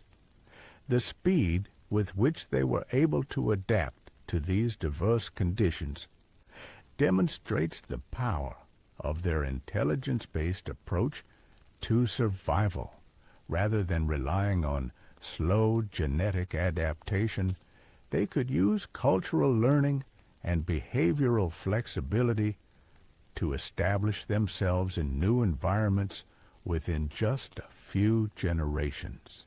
But this same global success that made raptors the dominant predators of their time also contained the seeds of their vulnerability. The complex ecosystem management strategies they had developed were perfectly adapted to the stable conditions of the late Cretaceous period. When those conditions began to change rapidly, the very sophistication of their ecological engineering became a liability that would ultimately contribute to their downfall. The problem was that raptor ecosystem management was based on millions of years of accumulated knowledge about specific environments and prey species. This knowledge was incredibly detailed and sophisticated, but it was also highly specialized for particular conditions. When those conditions changed rapidly, the traditional management strategies that had been so successful suddenly became inappropriate or even counterproductive. Climate change during the late Cretaceous began to disrupt the stable ecosystems that raptors had spent millions of years learning to manage. Rising temperatures altered vegetation patterns. Changing sea levels modified coastal environments, and shifting precipitation patterns affected the distribution and behavior of prey species. The carefully maintained balance that had supported high raptor diversity began to unravel as the environmental conditions they had learned to manage no longer existed. Some raptor populations were able to adapt their management strategies to these changing conditions, modifying their techniques and developing new approaches appropriate for altered environments. The most flexible and intelligent populations managed to maintain some level of ecosystem control, even as conditions changed around them. But many raptor lineages were too specialized in their management approaches to adapt quickly enough. Populations that had developed highly refined techniques for managing specific prey species and habitat types found themselves unable to cope when those systems no longer existed. The very precision and sophistication of their ecological engineering became a barrier to adaptation when rapid change made traditional approaches obsolete. The collapse of raptor ecosystem management had cascading effects throughout the biological communities they had been controlling. Without intelligent predators maintaining the complex balances they had established, many ecosystems began to destabilize, with prey populations either crashing due to lack of predation pressure or exploding beyond the carrying capacity of their habitats. These ecological disruptions created feedback loops that accelerated environmental degradation and made recovery even more difficult. Overgrazing by uncontrolled herbivore populations led to soil erosion and vegetation loss, while the absence of controlled burning allowed forests to become overgrown and prone to catastrophic wildfires. The sophisticated ecosystem management that raptors had developed over millions of years was replaced by chaotic, unstable conditions that could support far fewer species overall.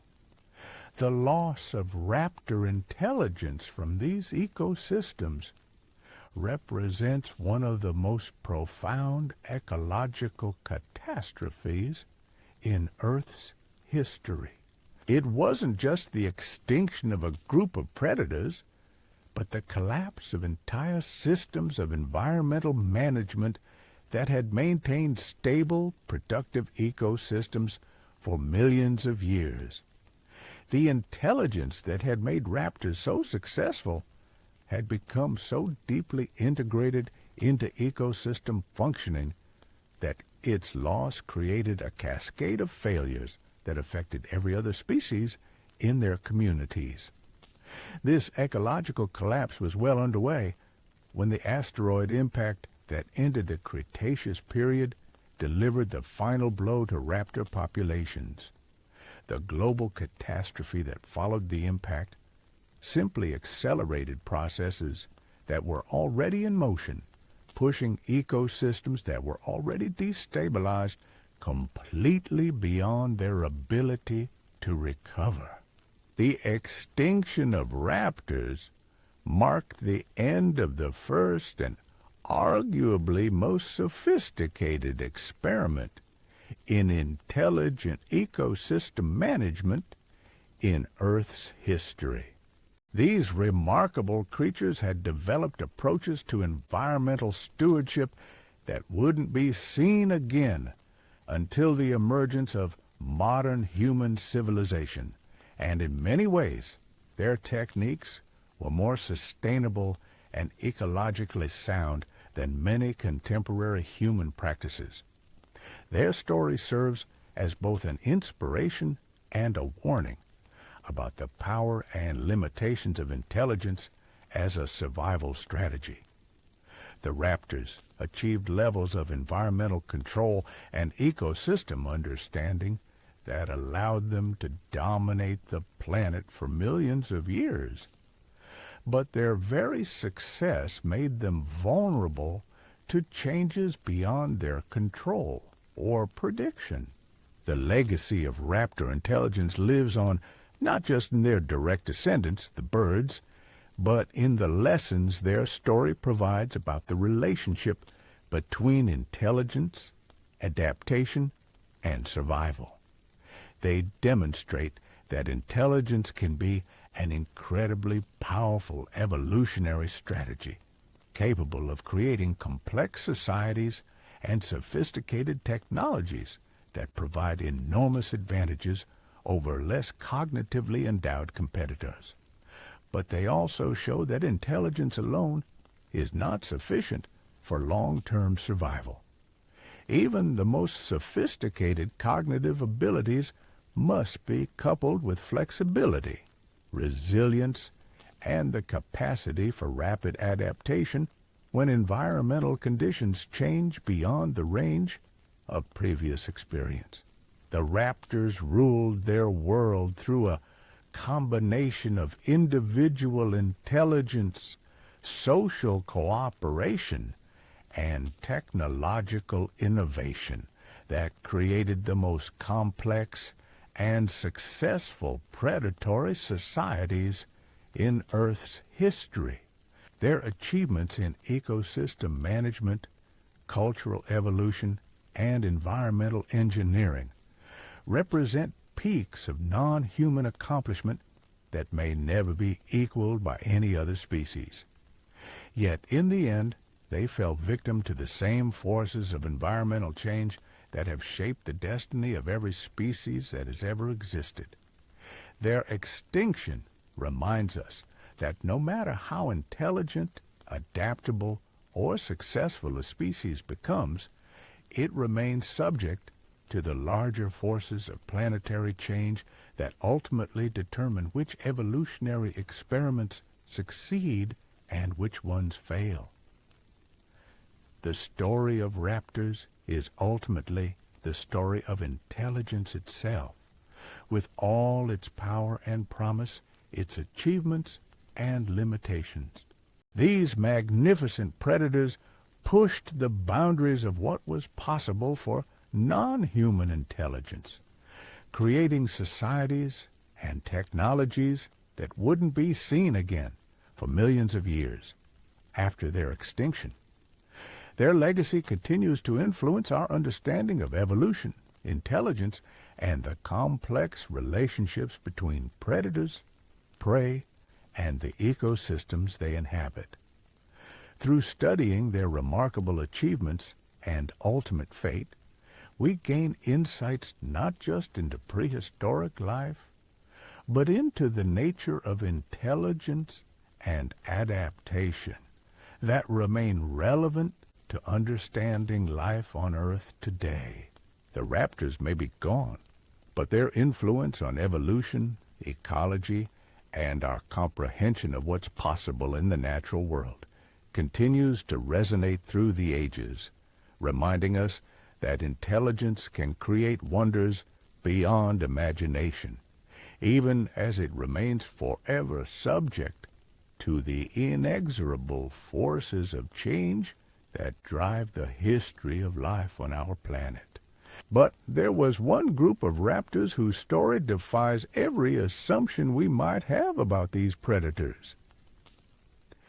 Deep in the fossil beds of Mongolia, paleontologists discovered something that challenged everything they thought they knew about raptor lifestyle and hunting strategies. Meet the aquatic raptors, creatures so bizarre and unexpected that many scientists initially refused to believe they could be real. Imagine a raptor the size of a mallard duck, but instead of stalking prey through dense forests or open plains, this predator spent its life gliding through ancient lakes and rivers like some prehistoric penguin. Utahraptor possessed a long, flexible neck that curved like a swan's, tiny flipper-like arms that were perfectly designed for underwater propulsion, and a flattened tail that functioned as a rudder for navigating through murky waters. But here's what makes this discovery absolutely mind-blowing. This wasn't some evolutionary accident or failed experiment. These aquatic raptors had developed into incredibly sophisticated semi-aquatic predators that dominated freshwater ecosystems across Asia for millions of years. They had essentially invented an entirely new way of being a raptor, one that no paleontologist had ever imagined possible. The transformation from terrestrial hunter to aquatic predator required wholesale changes to virtually every aspect of raptor anatomy and behavior. Their skulls became elongated and narrow, filled with needle-sharp teeth perfect for gripping slippery fish. Their bodies became streamlined for efficient swimming, while their legs developed powerful muscles for underwater propulsion. Most remarkably, their famous sickle claws were modified into specialized gripping tools for catching and holding aquatic prey. This wasn't just a matter of learning to swim.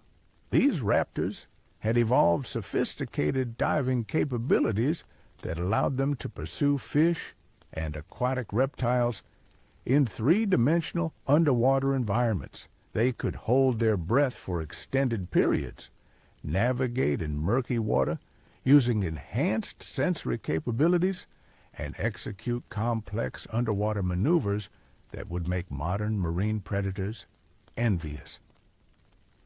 Evidence from fossil sites suggests that aquatic raptors lived in social groups that coordinated their hunting activities both above and below the water surface.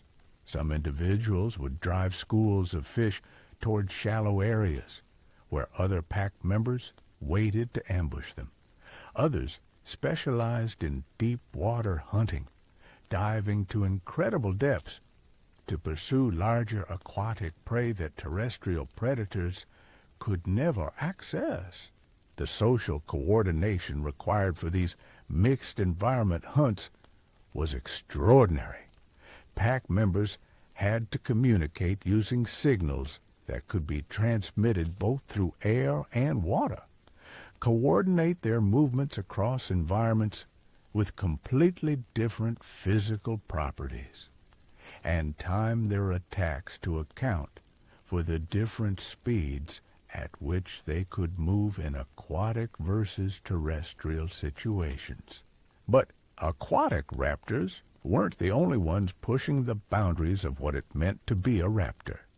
At the opposite extreme were species that had taken to the skies, developing flight capabilities that rivaled those of contemporary birds. These aerial raptors had evolved sophisticated wing structures and flight behaviors that allowed them to hunt from the air with devastating effectiveness. Microraptor represents perhaps the most remarkable of these aerial predators, a crow-sized hunter equipped with 4 functional wings that gave it unprecedented maneuverability in 3-dimensional forest environments. Unlike modern birds, which rely on 2 wings for flight control, Microraptor could adjust 4 separate wing surfaces independently, creating complex aerodynamic configurations that allowed it to perform maneuvers that would be impossible for any modern flying animal.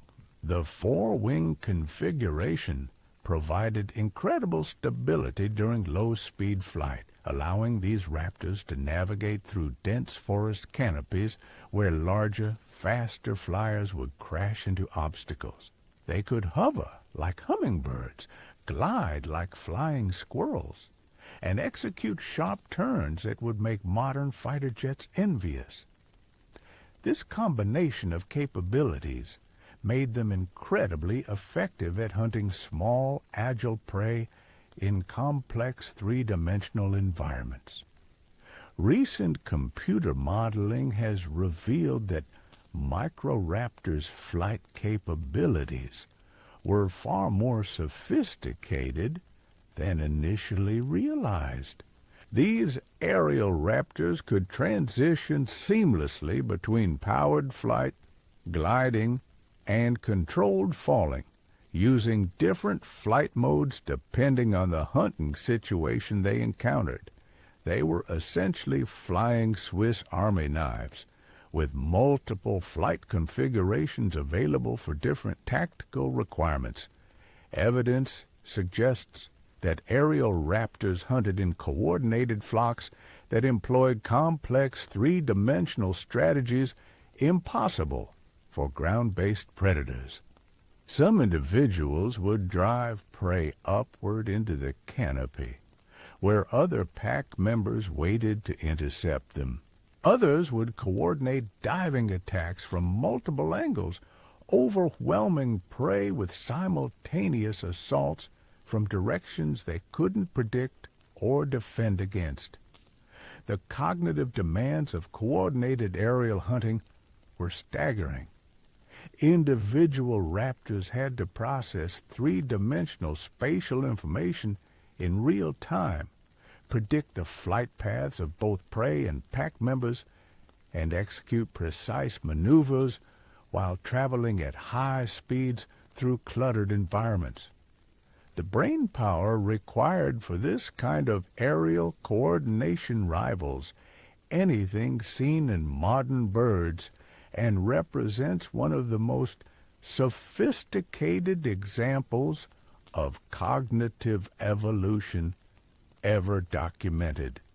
But perhaps the most shocking discovery about raptor diversity came from recent research suggesting that some species had evolved chemical warfare capabilities that made them even more deadly than their physical weapons alone.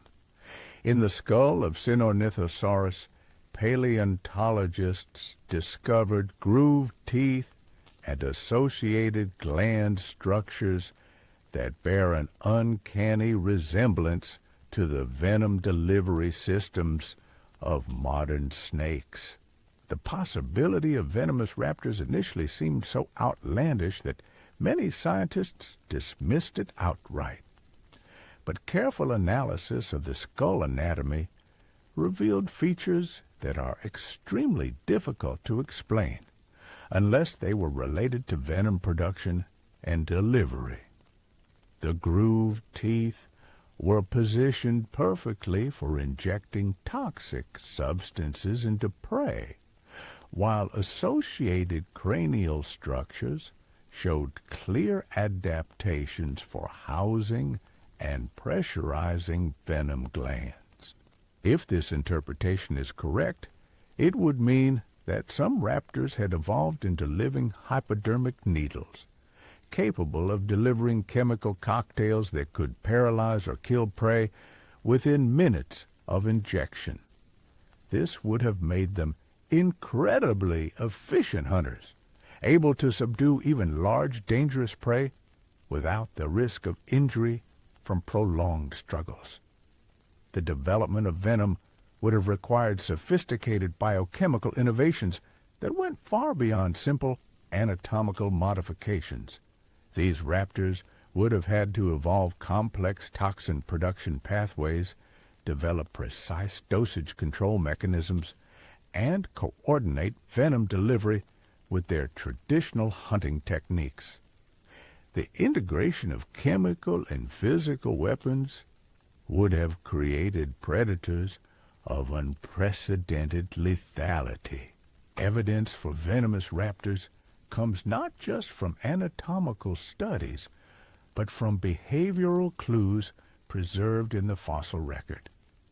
Some prey remains show patterns of bite marks and bone damage that suggest the animals were completely immobilized before being consumed, consistent with the effects of powerful neurotoxins or paralytic agents. The potential existence of venomous raptors raises fascinating questions about the arms race between predators and prey during the Cretaceous period. If some raptors had indeed evolved chemical weapons, their prey species would have faced threats that were essentially impossible to defend against, using traditional strategies like armor, spines, or herd behavior.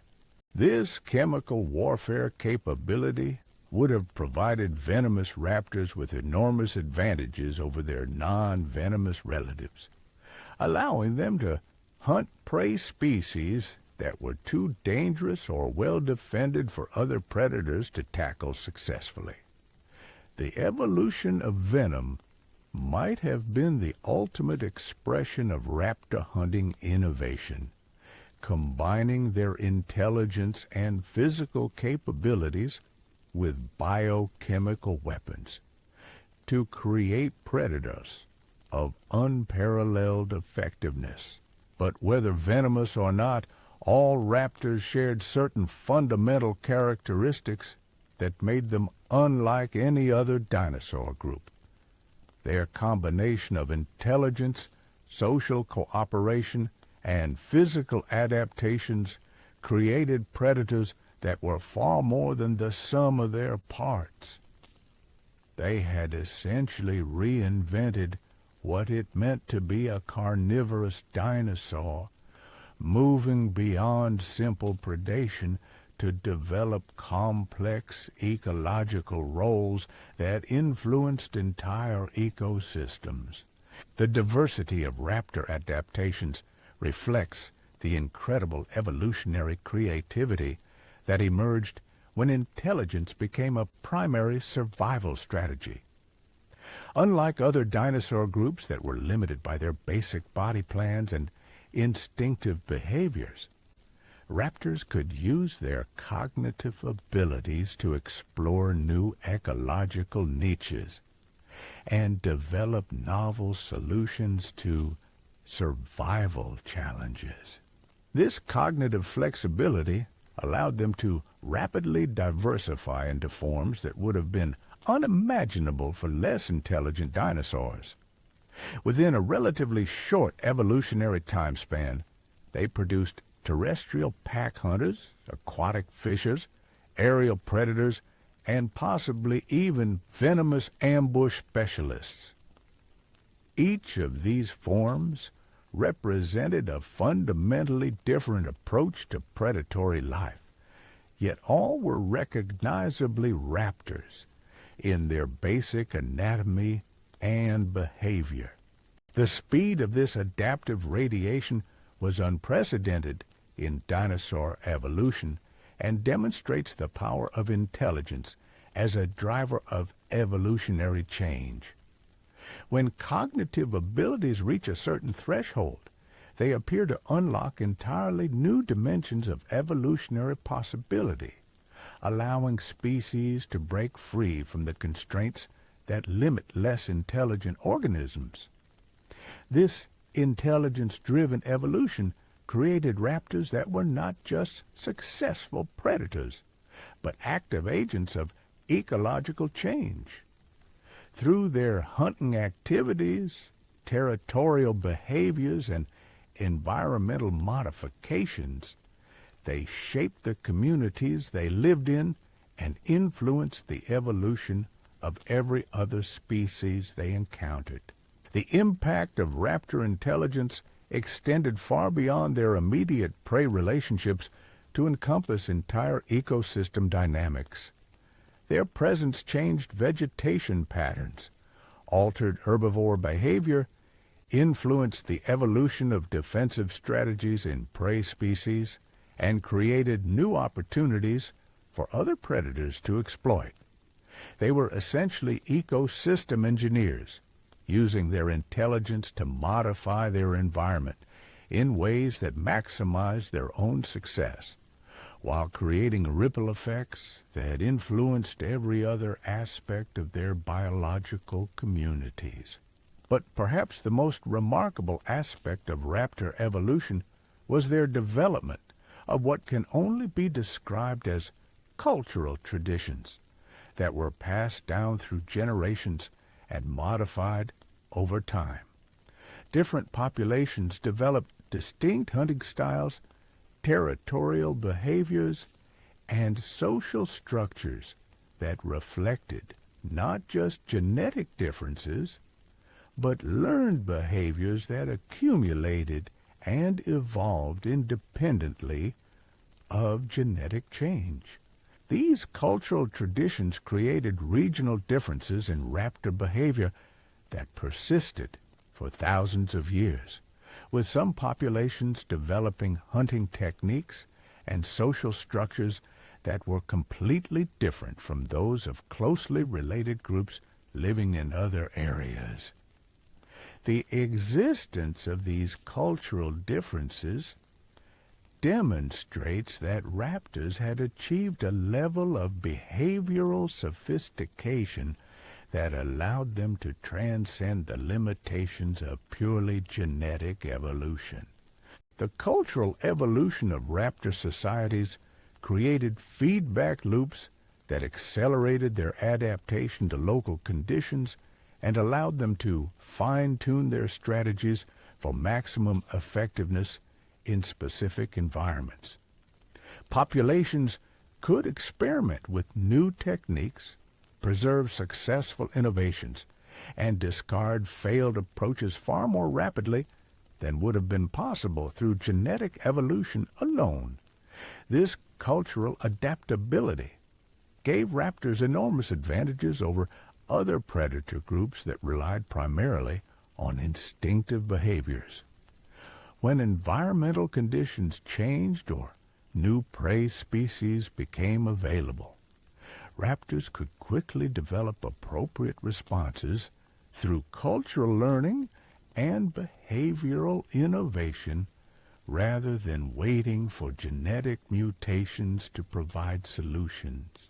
The success of raptor cultural evolution can be seen in their remarkable geographic expansion and ecological dominance during the late Cretaceous period.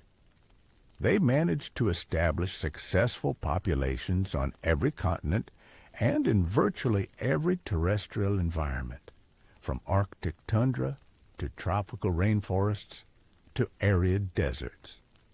This global success was made possible by their ability to rapidly develop culturally based adaptations to local conditions wherever they established themselves. But the very cultural sophistication that made raptors so successful also created vulnerabilities that would ultimately contribute to their extinction. Their complex social structures and learned behaviors required stable environmental conditions to be transmitted effectively from generation to generation. When rapid environmental changes began to disrupt these stable conditions, many raptor populations lost the cultural knowledge that had made them successful. The breakdown of cultural transmission systems had cascading effects on raptor societies that went far beyond simple behavioral changes. Without the accumulated knowledge of previous generations, young raptors lost access to sophisticated hunting techniques, territorial management strategies, and social cooperation skills that had taken millions of years to develop and refine.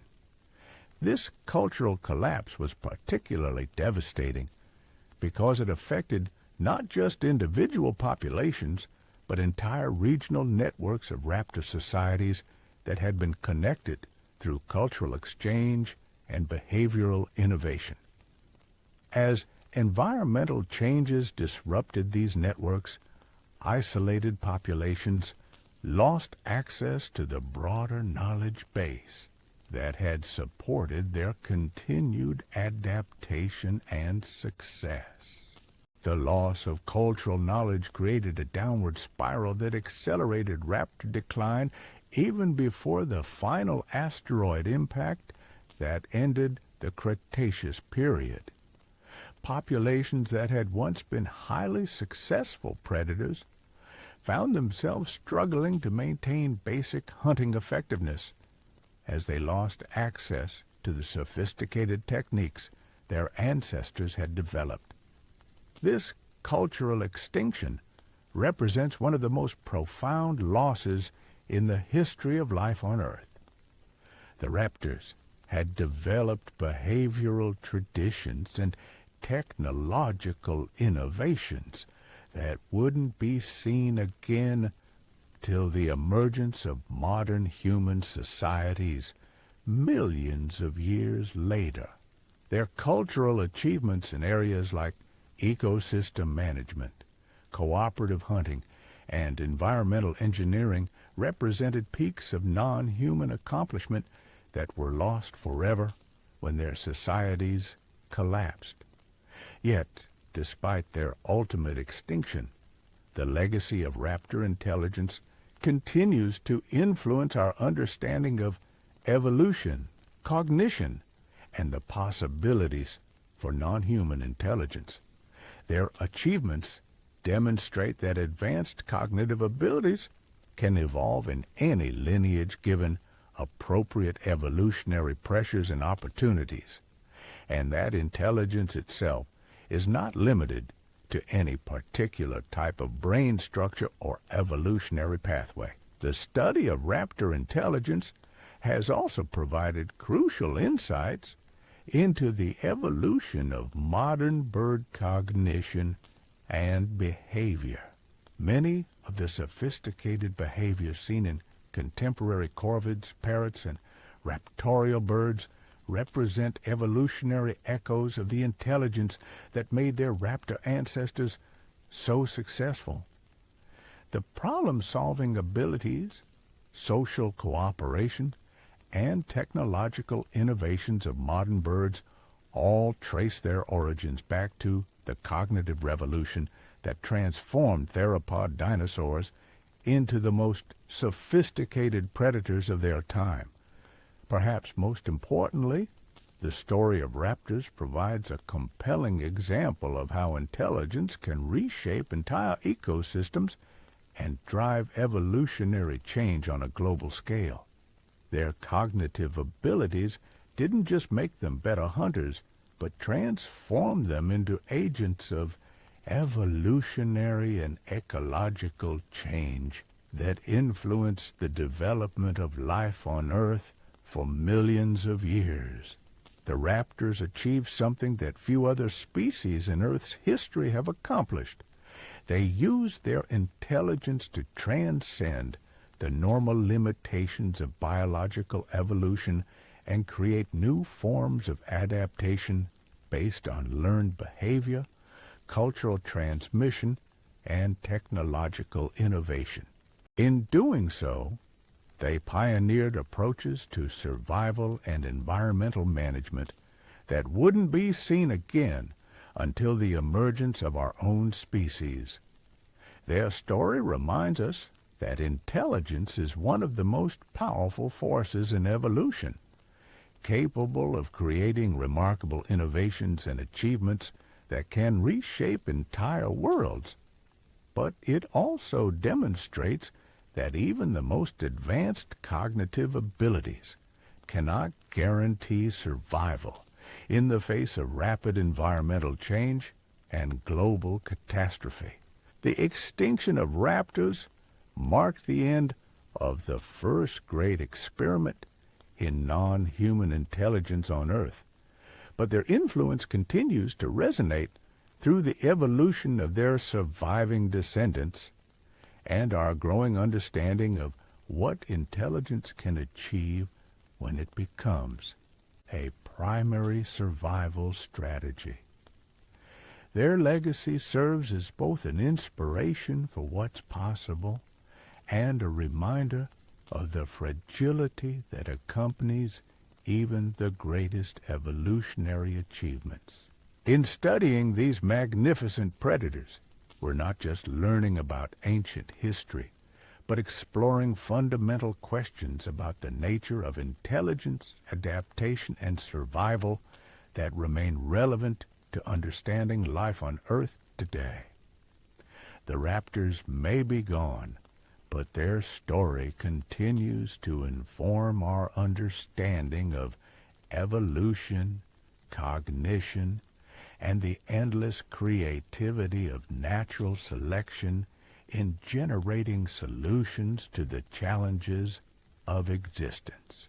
The feathered death that stalked the Cretaceous world represented one of evolution's most remarkable experiments in combining intelligence, cooperation, and predatory excellence into creatures that dominated their ecosystems through wit, rather than mere size or strength. Their achievements in cognitive evolution, social organization, and environmental engineering created a legacy that continues to influence our understanding of what's possible in the natural world, millions of years after their extinction. Picture this.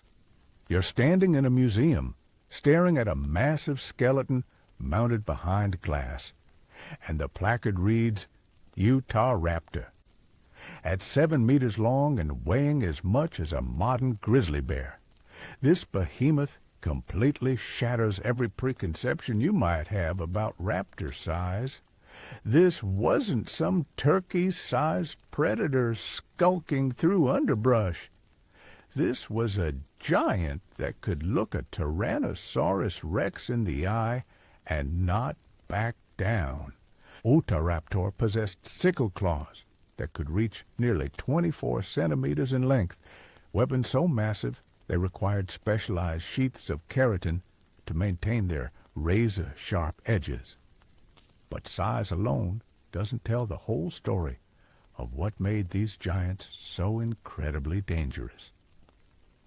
Recent biomechanical studies have revealed that Utahraptor could generate jumping forces powerful enough to launch their massive bodies onto the backs of prey animals the size of modern elephants. The hunting strategy employed by these giants was unlike anything seen in smaller raptors. Rather than relying on speed and agility, Utahraptor used what can only be described as controlled brutality. They would launch themselves at massive herbivorous dinosaurs with the force of a runaway truck, using their enormous claws not for slashing, but for anchoring themselves to struggling prey while their powerful jaws delivered crushing bites to vital areas. Evidence from bone beds in Utah suggests that Utahraptor may have hunted in family groups, with adults and juveniles working together to bring down prey that would have been impossible for any individual to handle. The coordination required for these attacks was staggering when you consider the physics involved. Multiple half-ton predators had to time their attacks perfectly, coordinate their positioning to avoid injuring each other, and maintain their grip on thrashing prey animals that possessed defensive weapons capable of crushing bones with a single kick. But Utahraptor wasn't the only raptor pushing the boundaries of size and power. Across the ocean in Argentina, paleontologists discovered evidence of another giant that approached raptor predation from a completely different angle. Utahraptor stretched nearly 6 meters in length, but rather than developing the massive build of Utahraptor, this South American giant evolved a more streamlined approach that emphasized reach and precision over raw power. Utahraptor's skull was elongated and narrow, filled with conical, non-serrated teeth that were perfectly designed for gripping slippery prey.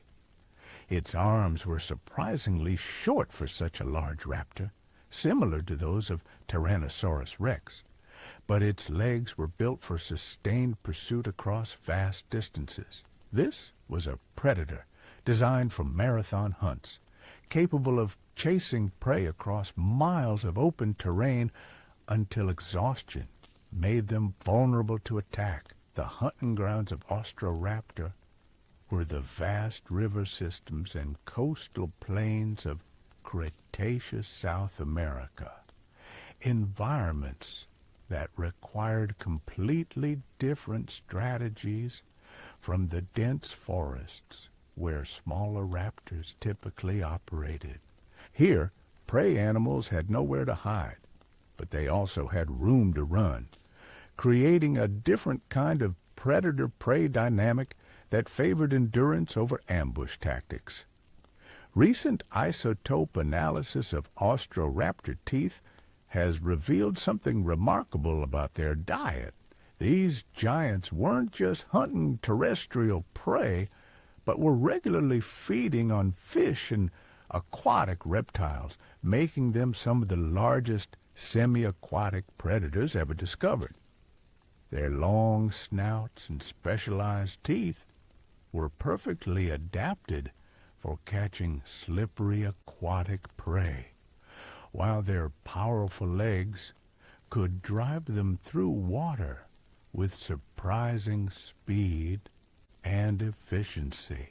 This aquatic hunting capability opened up entirely new ecological niches for large raptors, allowing them to exploit food sources that other terrestrial predators couldn't access.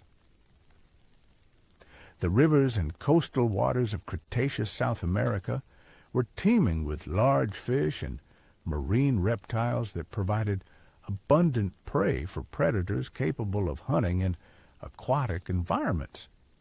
But the most remarkable aspect of these giant raptors wasn't their individual capabilities, but how they managed to coexist with other massive predators in their ecosystems. The late Cretaceous was an era of giants, with enormous tyrannosaurs, massive crocodilians, and other apex predators all competing for similar resources. The success of giant raptors in this competitive landscape demonstrates the power of their intelligence-based hunting strategies.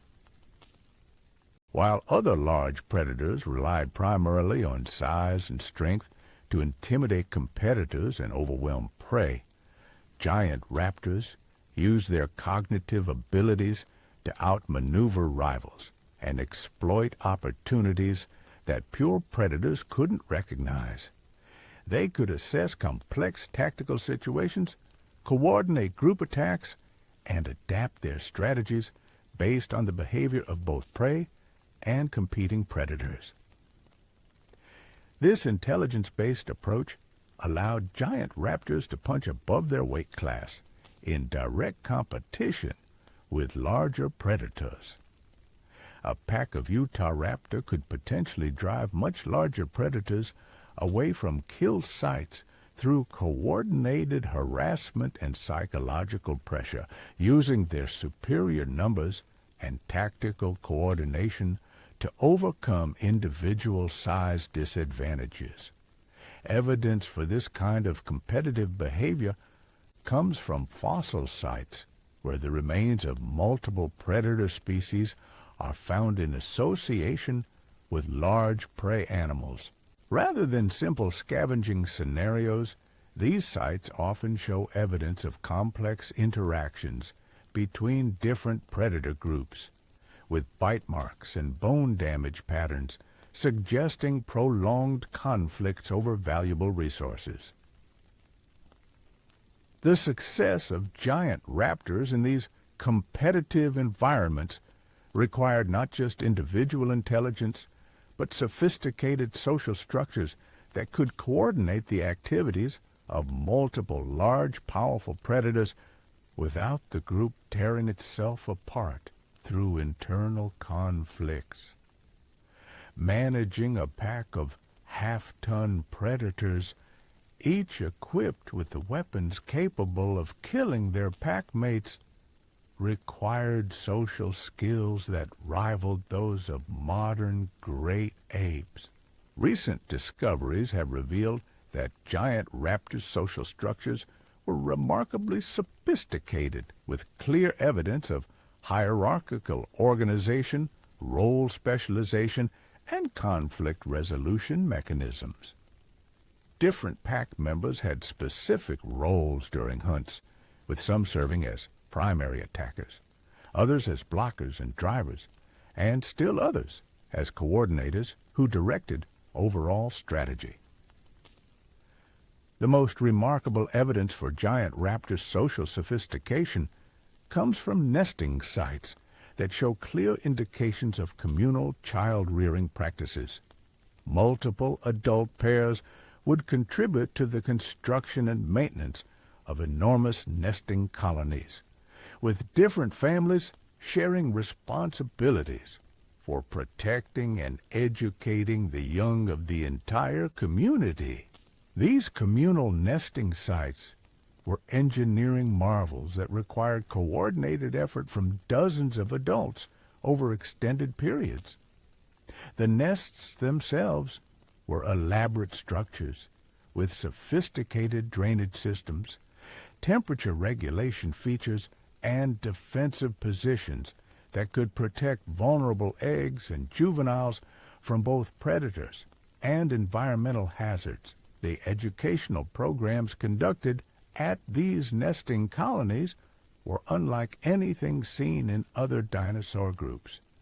Young giant raptors underwent extended training periods where they learned not just basic hunting skills, but complex tactical strategies, social cooperation techniques, and territorial management practices.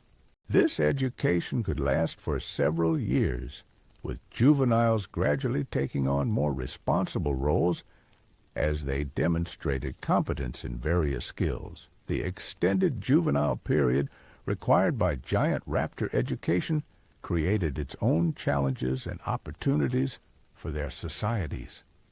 Large numbers of non-productive juveniles had to be supported by hunting adults, requiring highly efficient food procurement and distribution systems. But the investment in education also created remarkably capable adults who could execute hunting strategies of unprecedented sophistication and complexity. Evidence for the effectiveness of giant raptor education comes from hunting success rates that far exceeded those of other large predators. While most carnivorous dinosaurs succeeded in only a small percentage of their hunting attempts, giant raptor packs achieved success rates that approached those of modern cooperative predators like wolves and lions, despite hunting much larger and more dangerous prey. This educational investment also created cultural traditions that persisted across multiple generations, with different giant raptor populations developing distinct hunting styles and territorial management practices that reflected local conditions and prey availability. Some populations specialized in hunting massive sauropods, while others focused on heavily armored ornithischians or swift ornithopods. The specialization of different giant raptor populations created a complex web of ecological relationships that influenced the evolution of prey species across entire continents. Herbivorous dinosaurs had to develop defensive strategies that could cope with multiple different types of giant raptor attacks, leading to an evolutionary arms race that drove innovation on both sides of the predator-prey relationship. Some herbivorous species developed enormous size as a defense against giant raptors, growing so large that even coordinated pack attacks became difficult to execute successfully. Others evolved sophisticated armor systems, with spikes and plates positioned to make raptor attacks extremely dangerous for the predators. Still others developed complex herd behaviors and communication systems that could detect and respond to giant raptor threats more effectively. But perhaps the most remarkable defensive innovation developed by prey species was the evolution of counterintelligence capabilities. Some herbivorous dinosaurs began displaying behaviors that suggest they were capable of understanding and predicting giant raptor hunting strategies, allowing them to take preemptive defensive actions that could disrupt coordinated attacks before they began. This cognitive arms race between giant raptors and their prey created some of the most sophisticated predator-prey relationships in Earth's history. Both sides were constantly developing new strategies and counter-strategies, driving intellectual evolution at a pace that had never been seen before and wouldn't be seen again until the emergence of human societies. The success of giant raptors in this competitive intellectual landscape demonstrates the power of cooperation and cultural learning as evolutionary strategies. Individual intelligence alone wasn't sufficient to compete effectively in these complex environments. It required the combined cognitive resources of entire social groups working together and sharing knowledge across generations to maintain competitive advantages. This cooperative intelligence approach allowed giant raptors to solve problems and exploit opportunities that would have been impossible for individual predators to handle. They could coordinate attacks involving dozens of individuals, manage territories spanning hundreds of square kilometers, and maintain complex social relationships that balanced competition and cooperation within their groups. But the very success of giant raptors also created new vulnerabilities that would ultimately contribute to their extinction. Their large body size and complex social structures made them more vulnerable to environmental changes than smaller, more flexible raptor species.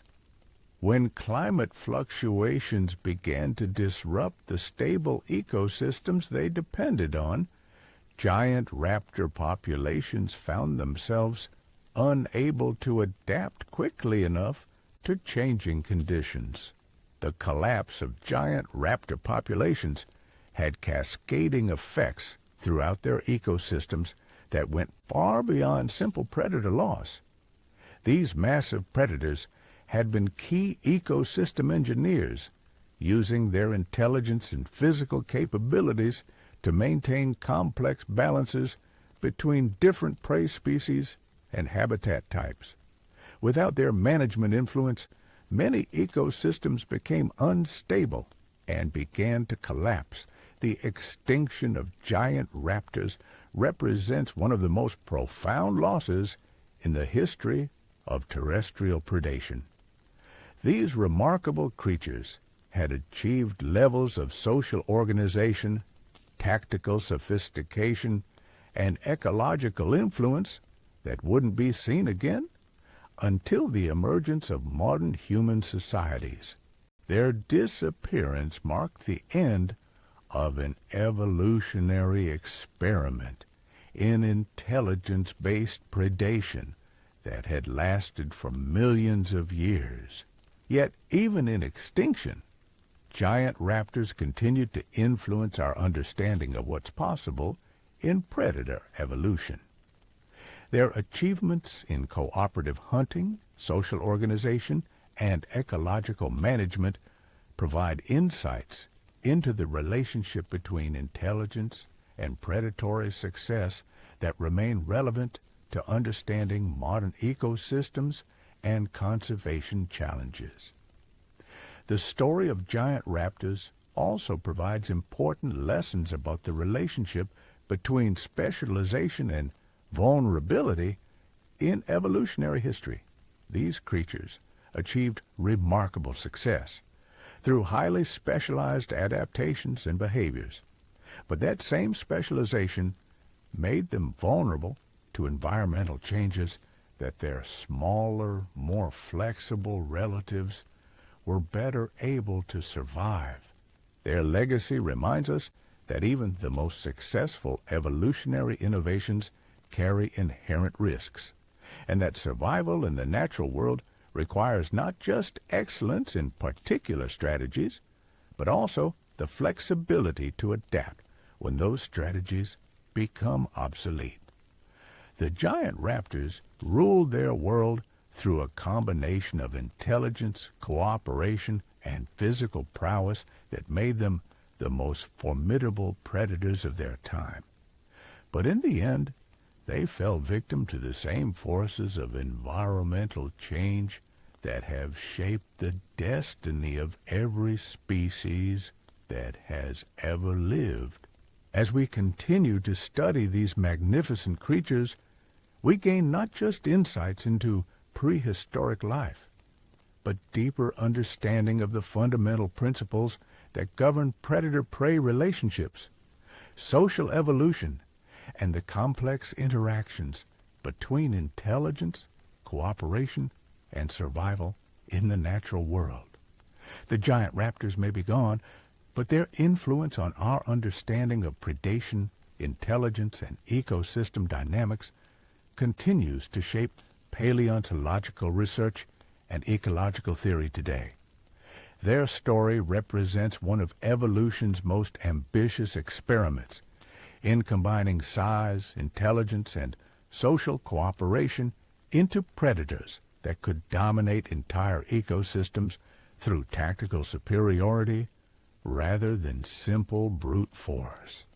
That they succeeded for millions of years before ultimately failing provides both inspiration for what's possible in evolutionary innovation and sobering reminders of the ultimate fragility that accompanies even the greatest achievements in the history of life on Earth. But as we marvel at these extinct giants, we must remember that their story isn't just about the past. The evolutionary principles that created giant raptors continue to operate today, shaping the development of modern predators and prey species in ways that echo the ancient arms races of the Cretaceous period. By understanding how these remarkable creatures lived, hunted, and ultimately disappeared, we gain crucial insights into the ongoing processes that continue to shape life on our planet today. The story of raptors ultimately forces us to confront one of the most profound questions in all of evolutionary biology. What happens when intelligence becomes the primary driver of survival? These magnificent predators didn't just evolve bigger claws or stronger jaws. They developed something far more revolutionary and ultimately far more dangerous: the ability to think, plan, and adapt faster than the world around them could keep up with. But here's where their story takes its most dramatic turn. As we piece together the final chapters of raptor evolution, we discover that their greatest strength became their most fatal weakness. The very intelligence that made them masters of their world also made them prisoners of their own success. You see, intelligence creates expectations. When you're smart enough to predict patterns, plan for the future, and build complex social structures, you become dependent on those patterns remaining stable. Raptors had spent millions of years perfecting their strategies based on predictable relationships between predators, prey, seasons, and climate. Their entire civilization was built on the assumption that tomorrow would be fundamentally similar to today. And for the vast majority of their evolutionary history, that assumption was correct. The late Cretaceous period provided exactly the kind of stable, predictable environment where intelligence could flourish and compound upon itself. Generation after generation of raptors refined their techniques, accumulated knowledge, and built increasingly sophisticated approaches to survival. But nature has a way of humbling even the most successful species, and the raptors were about to face the ultimate test of their adaptability. The first signs of trouble weren't dramatic. Climate patterns began shifting in ways that were subtle but persistent. Sea levels started fluctuating more dramatically than they had in millions of years. Volcanic activity increased across multiple continents, filling the atmosphere with ash and gases that altered weather patterns on a global scale.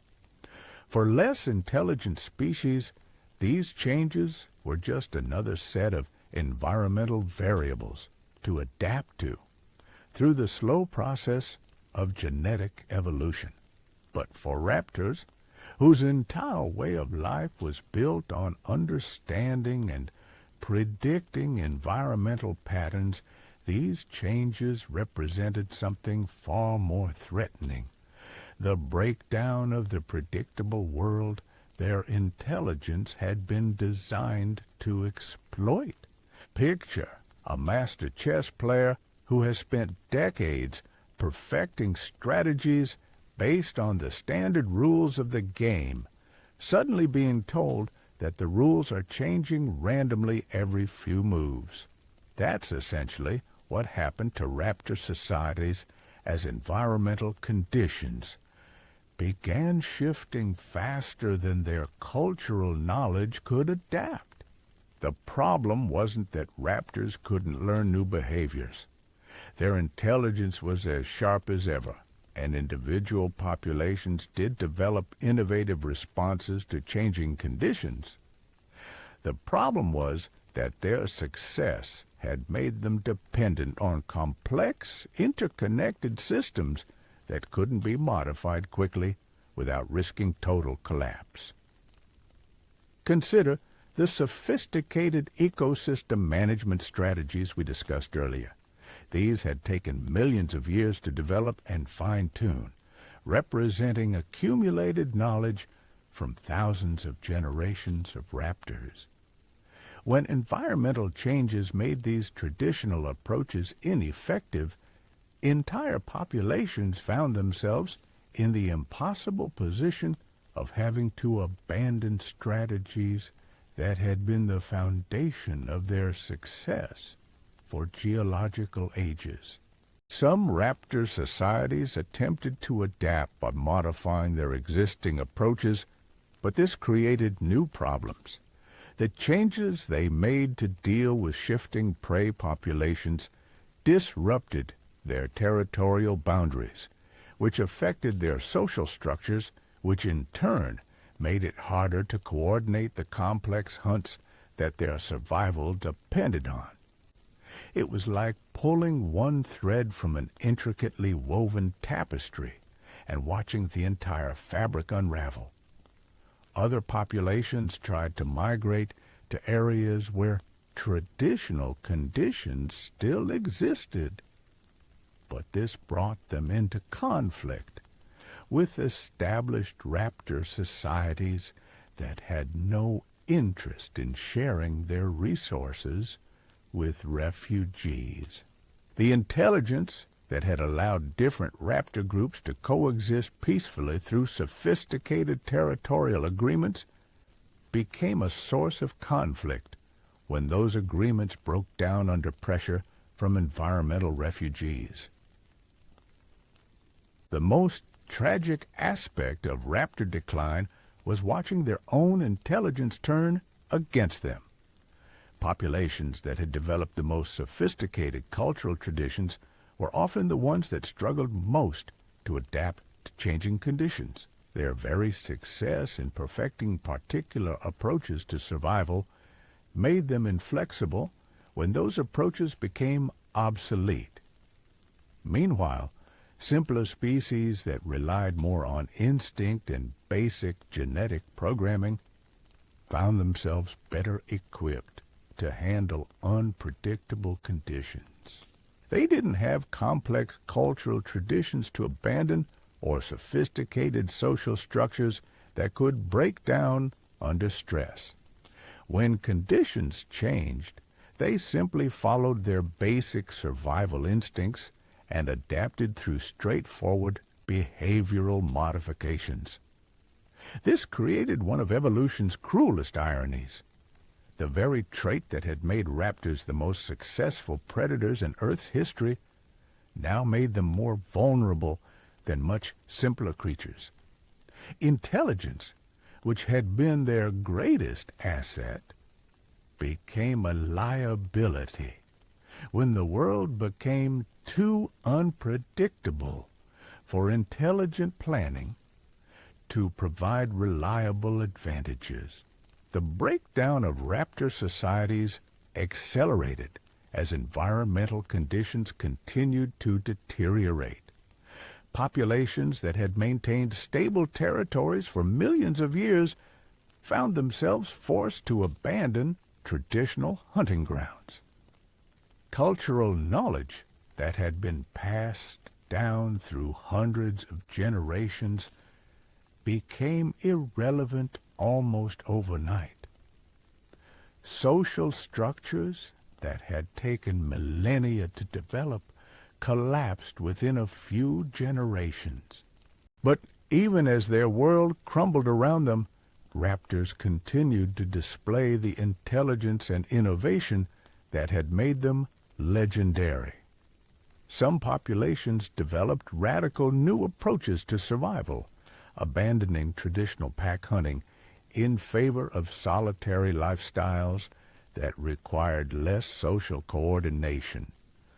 Others experimented with completely different prey species, using their cognitive flexibility to exploit resources that their ancestors had never considered. The most remarkable adaptive attempts involved groups of raptors that tried to recreate the stable conditions they needed by artificially managing even larger areas of their environment. These populations expanded their ecosystem engineering efforts to unprecedented scales, attempting to maintain habitable conditions through sheer force of will and intelligence. Archaeological evidence suggests that some of these efforts were partially successful in the short term. Certain raptor populations managed to maintain stable microenvironments within their territories even as conditions deteriorated around them. But these artificial ecosystems required enormous energy investments to maintain, and they were ultimately too small and isolated to support viable long-term populations. The final blow came not from gradual environmental change, but from the sudden, catastrophic disruption that marked the end of the Cretaceous period. The asteroid impact that created the Chicxulub crater didn't just kill dinosaurs directly through the immediate effects of the collision. It triggered a cascade of environmental changes that made the gradual shifts of the preceding millennia look trivial by comparison. In the aftermath of the impact, global temperatures plummeted as dust and debris blocked sunlight for months or possibly years. Acid rain poisoned water sources and soil. Massive wildfires consumed forests across entire continents. The complex, stable ecosystems that had supported raptor civilization for millions of years were obliterated almost instantly. For species with simple survival requirements, this catastrophe was survivable, if barely. Small mammals could shelter in burrows, surviving on seeds and insect larvae until conditions improved. Simple reptiles and amphibians could hibernate through the worst of the crisis, emerging when the world began to stabilize. But raptors required complex functioning ecosystems to survive. Their intelligence was useless without prey to hunt, territories to manage, and social groups to coordinate with. The very sophistication that had made them masters of the Cretaceous world became meaningless in a world where basic survival required nothing more than the ability to hide and wait. The extinction of raptors marked the end of Earth's first experiment with intelligence as a dominant survival strategy. For over 100 million years, these remarkable creatures had proven that brains could be more powerful than brawn, that cooperation could overcome individual limitations, and that cultural evolution could accelerate adaptation far beyond the pace of genetic change.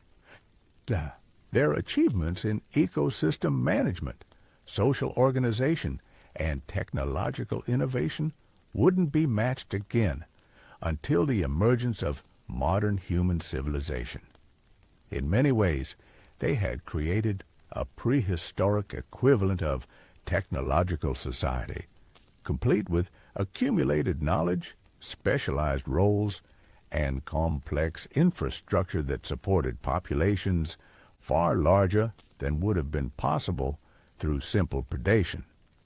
But their story also reveals the fundamental vulnerability that accompanies intelligence as an evolutionary strategy. The more sophisticated a species becomes, the more it depends on complex, stable conditions to maintain its way of life. When those conditions disappear, intelligence can become a burden rather than an asset, creating expectations and dependencies that simple organisms don't suffer from. This lesson resonates powerfully with our own species' relationship with intelligence and technology. Like the raptors, we have used our cognitive abilities to create complex civilizations that depend on stable environmental and social conditions to function properly.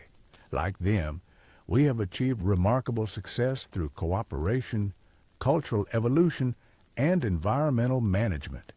And like them, we face the constant risk that our very success might make us vulnerable to changes that simpler creatures could survive more easily. The raptor extinction serves as both an inspiration for what intelligence can achieve and a warning about the fragility that accompanies even the greatest evolutionary innovations. Yet the story of raptors doesn't end in complete tragedy. Their most remarkable legacy isn't their extinction, but their survival in a form that continues to thrive today. The small feathered theropods that gave rise to the great raptor civilizations also produced a lineage that would prove far more adaptable to changing conditions. The birds. Modern birds inherited not just the physical characteristics of their raptor ancestors, but many of their cognitive abilities as well. The problem-solving skills of corvids, the social intelligence of parrots, and the sophisticated hunting strategies of raptorial birds all represent evolutionary echoes of the intelligence that made their prehistoric relatives so successful. But birds also inherited something else from their raptor ancestors: the flexibility to abandon complex behaviors when simpler approaches become more effective. Unlike their giant relatives, early birds weren't locked into sophisticated social structures or complex ecosystem management strategies. When conditions changed, they could revert to simpler lifestyles without losing their essential survival capabilities. This flexibility has allowed birds to survive multiple mass extinction events, ice ages, and dramatic environmental changes that would have devastated more specialized lineages. They represent proof that intelligence can be combined with adaptability to create truly resilient survival strategies. The contrast between raptor extinction and bird survival provides crucial insights into the relationship between specialization and vulnerability in evolutionary history. The most successful species aren't necessarily those that achieve the highest peaks of sophistication, but those that maintain the flexibility to adapt when conditions change. As we study the rise and fall of raptor civilization, we're forced to confront uncomfortable questions about our own species' trajectory. Humans have achieved levels of technological sophistication and environmental control that far exceed anything the raptors accomplished. We have created global communication networks, modified entire landscapes to suit our needs, and developed cultural traditions that span continents and millennia. But we have also created dependencies and vulnerabilities that our ancestors never faced. Our complex technological infrastructure requires stable energy supplies, predictable climate conditions, and functional global trade networks to operate effectively. Our large populations depend on industrial agriculture and sophisticated distribution systems that could be disrupted by relatively minor environmental changes. The raptor example suggests that intelligence alone isn't sufficient to guarantee long-term survival.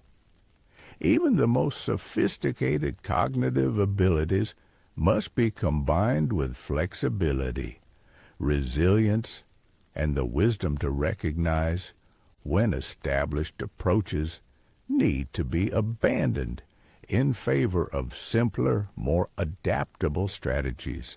Perhaps the greatest lesson we can learn from the raptors is the importance of maintaining multiple options and avoiding over-specialization, even when particular approaches seem to be working perfectly.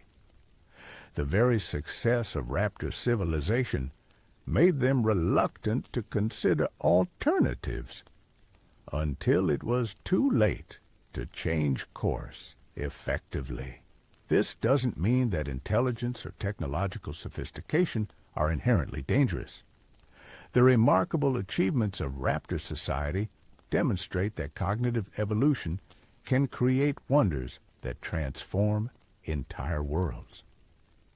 But it does suggest that the most successful intelligent species will be those that combine sophistication with simplicity, complexity with flexibility, and innovation with the wisdom to know when to step back from the edge of over-specialization. The raptors ruled their world for millions of years through a combination of intelligence, cooperation, and innovation that created the most sophisticated predatory societies in Earth's history. Their achievements in ecosystem management, cultural evolution, and social organization represent peaks of non-human accomplishment that may never be equaled by any other species. But in the end, they fell victim to the same forces of environmental change that have shaped the destiny of every species that has ever lived. Their extinction reminds us that no matter how intelligent, adaptable, or successful a species becomes, it remains subject to the larger forces of planetary change that ultimately determine which evolutionary experiments succeed and which ones fail. The story of feathered death is ultimately a story about the double-edged nature of intelligence itself. These magnificent predators pushed the boundaries of what was possible for non-human cognition, creating societies and technologies that wouldn't be seen again for millions of years after their extinction. They proved that intelligence could be one of the most powerful forces in evolution, capable of reshaping entire ecosystems and driving adaptation at unprecedented speeds. But they also demonstrated that intelligence comes with risks as well as benefits. creating dependencies and vulnerabilities that simpler creatures never face. Their rise and fall provides both inspiration for what's possible when cognitive evolution reaches its full potential and sobering reminders of the ultimate fragility that accompanies even the greatest achievements in the history of life on Earth. As we continue to study these remarkable creatures, we're not just learning about prehistoric predators, but exploring fundamental questions about intelligence, adaptation, and survival that remain as relevant today as they were 65 million years ago. The raptors may be gone, but their legacy continues to inform our understanding of evolution, cognition, and the endless creativity of natural selection in generating both solutions and vulnerabilities in the ongoing experiment we call life. In the end, the feathered death that stalked the Cretaceous world represents both evolution's greatest triumph in creating intelligent predators and its starkest reminder that even the most remarkable adaptations cannot guarantee survival in a world where change is the only constant. Their story will continue to captivate and inspire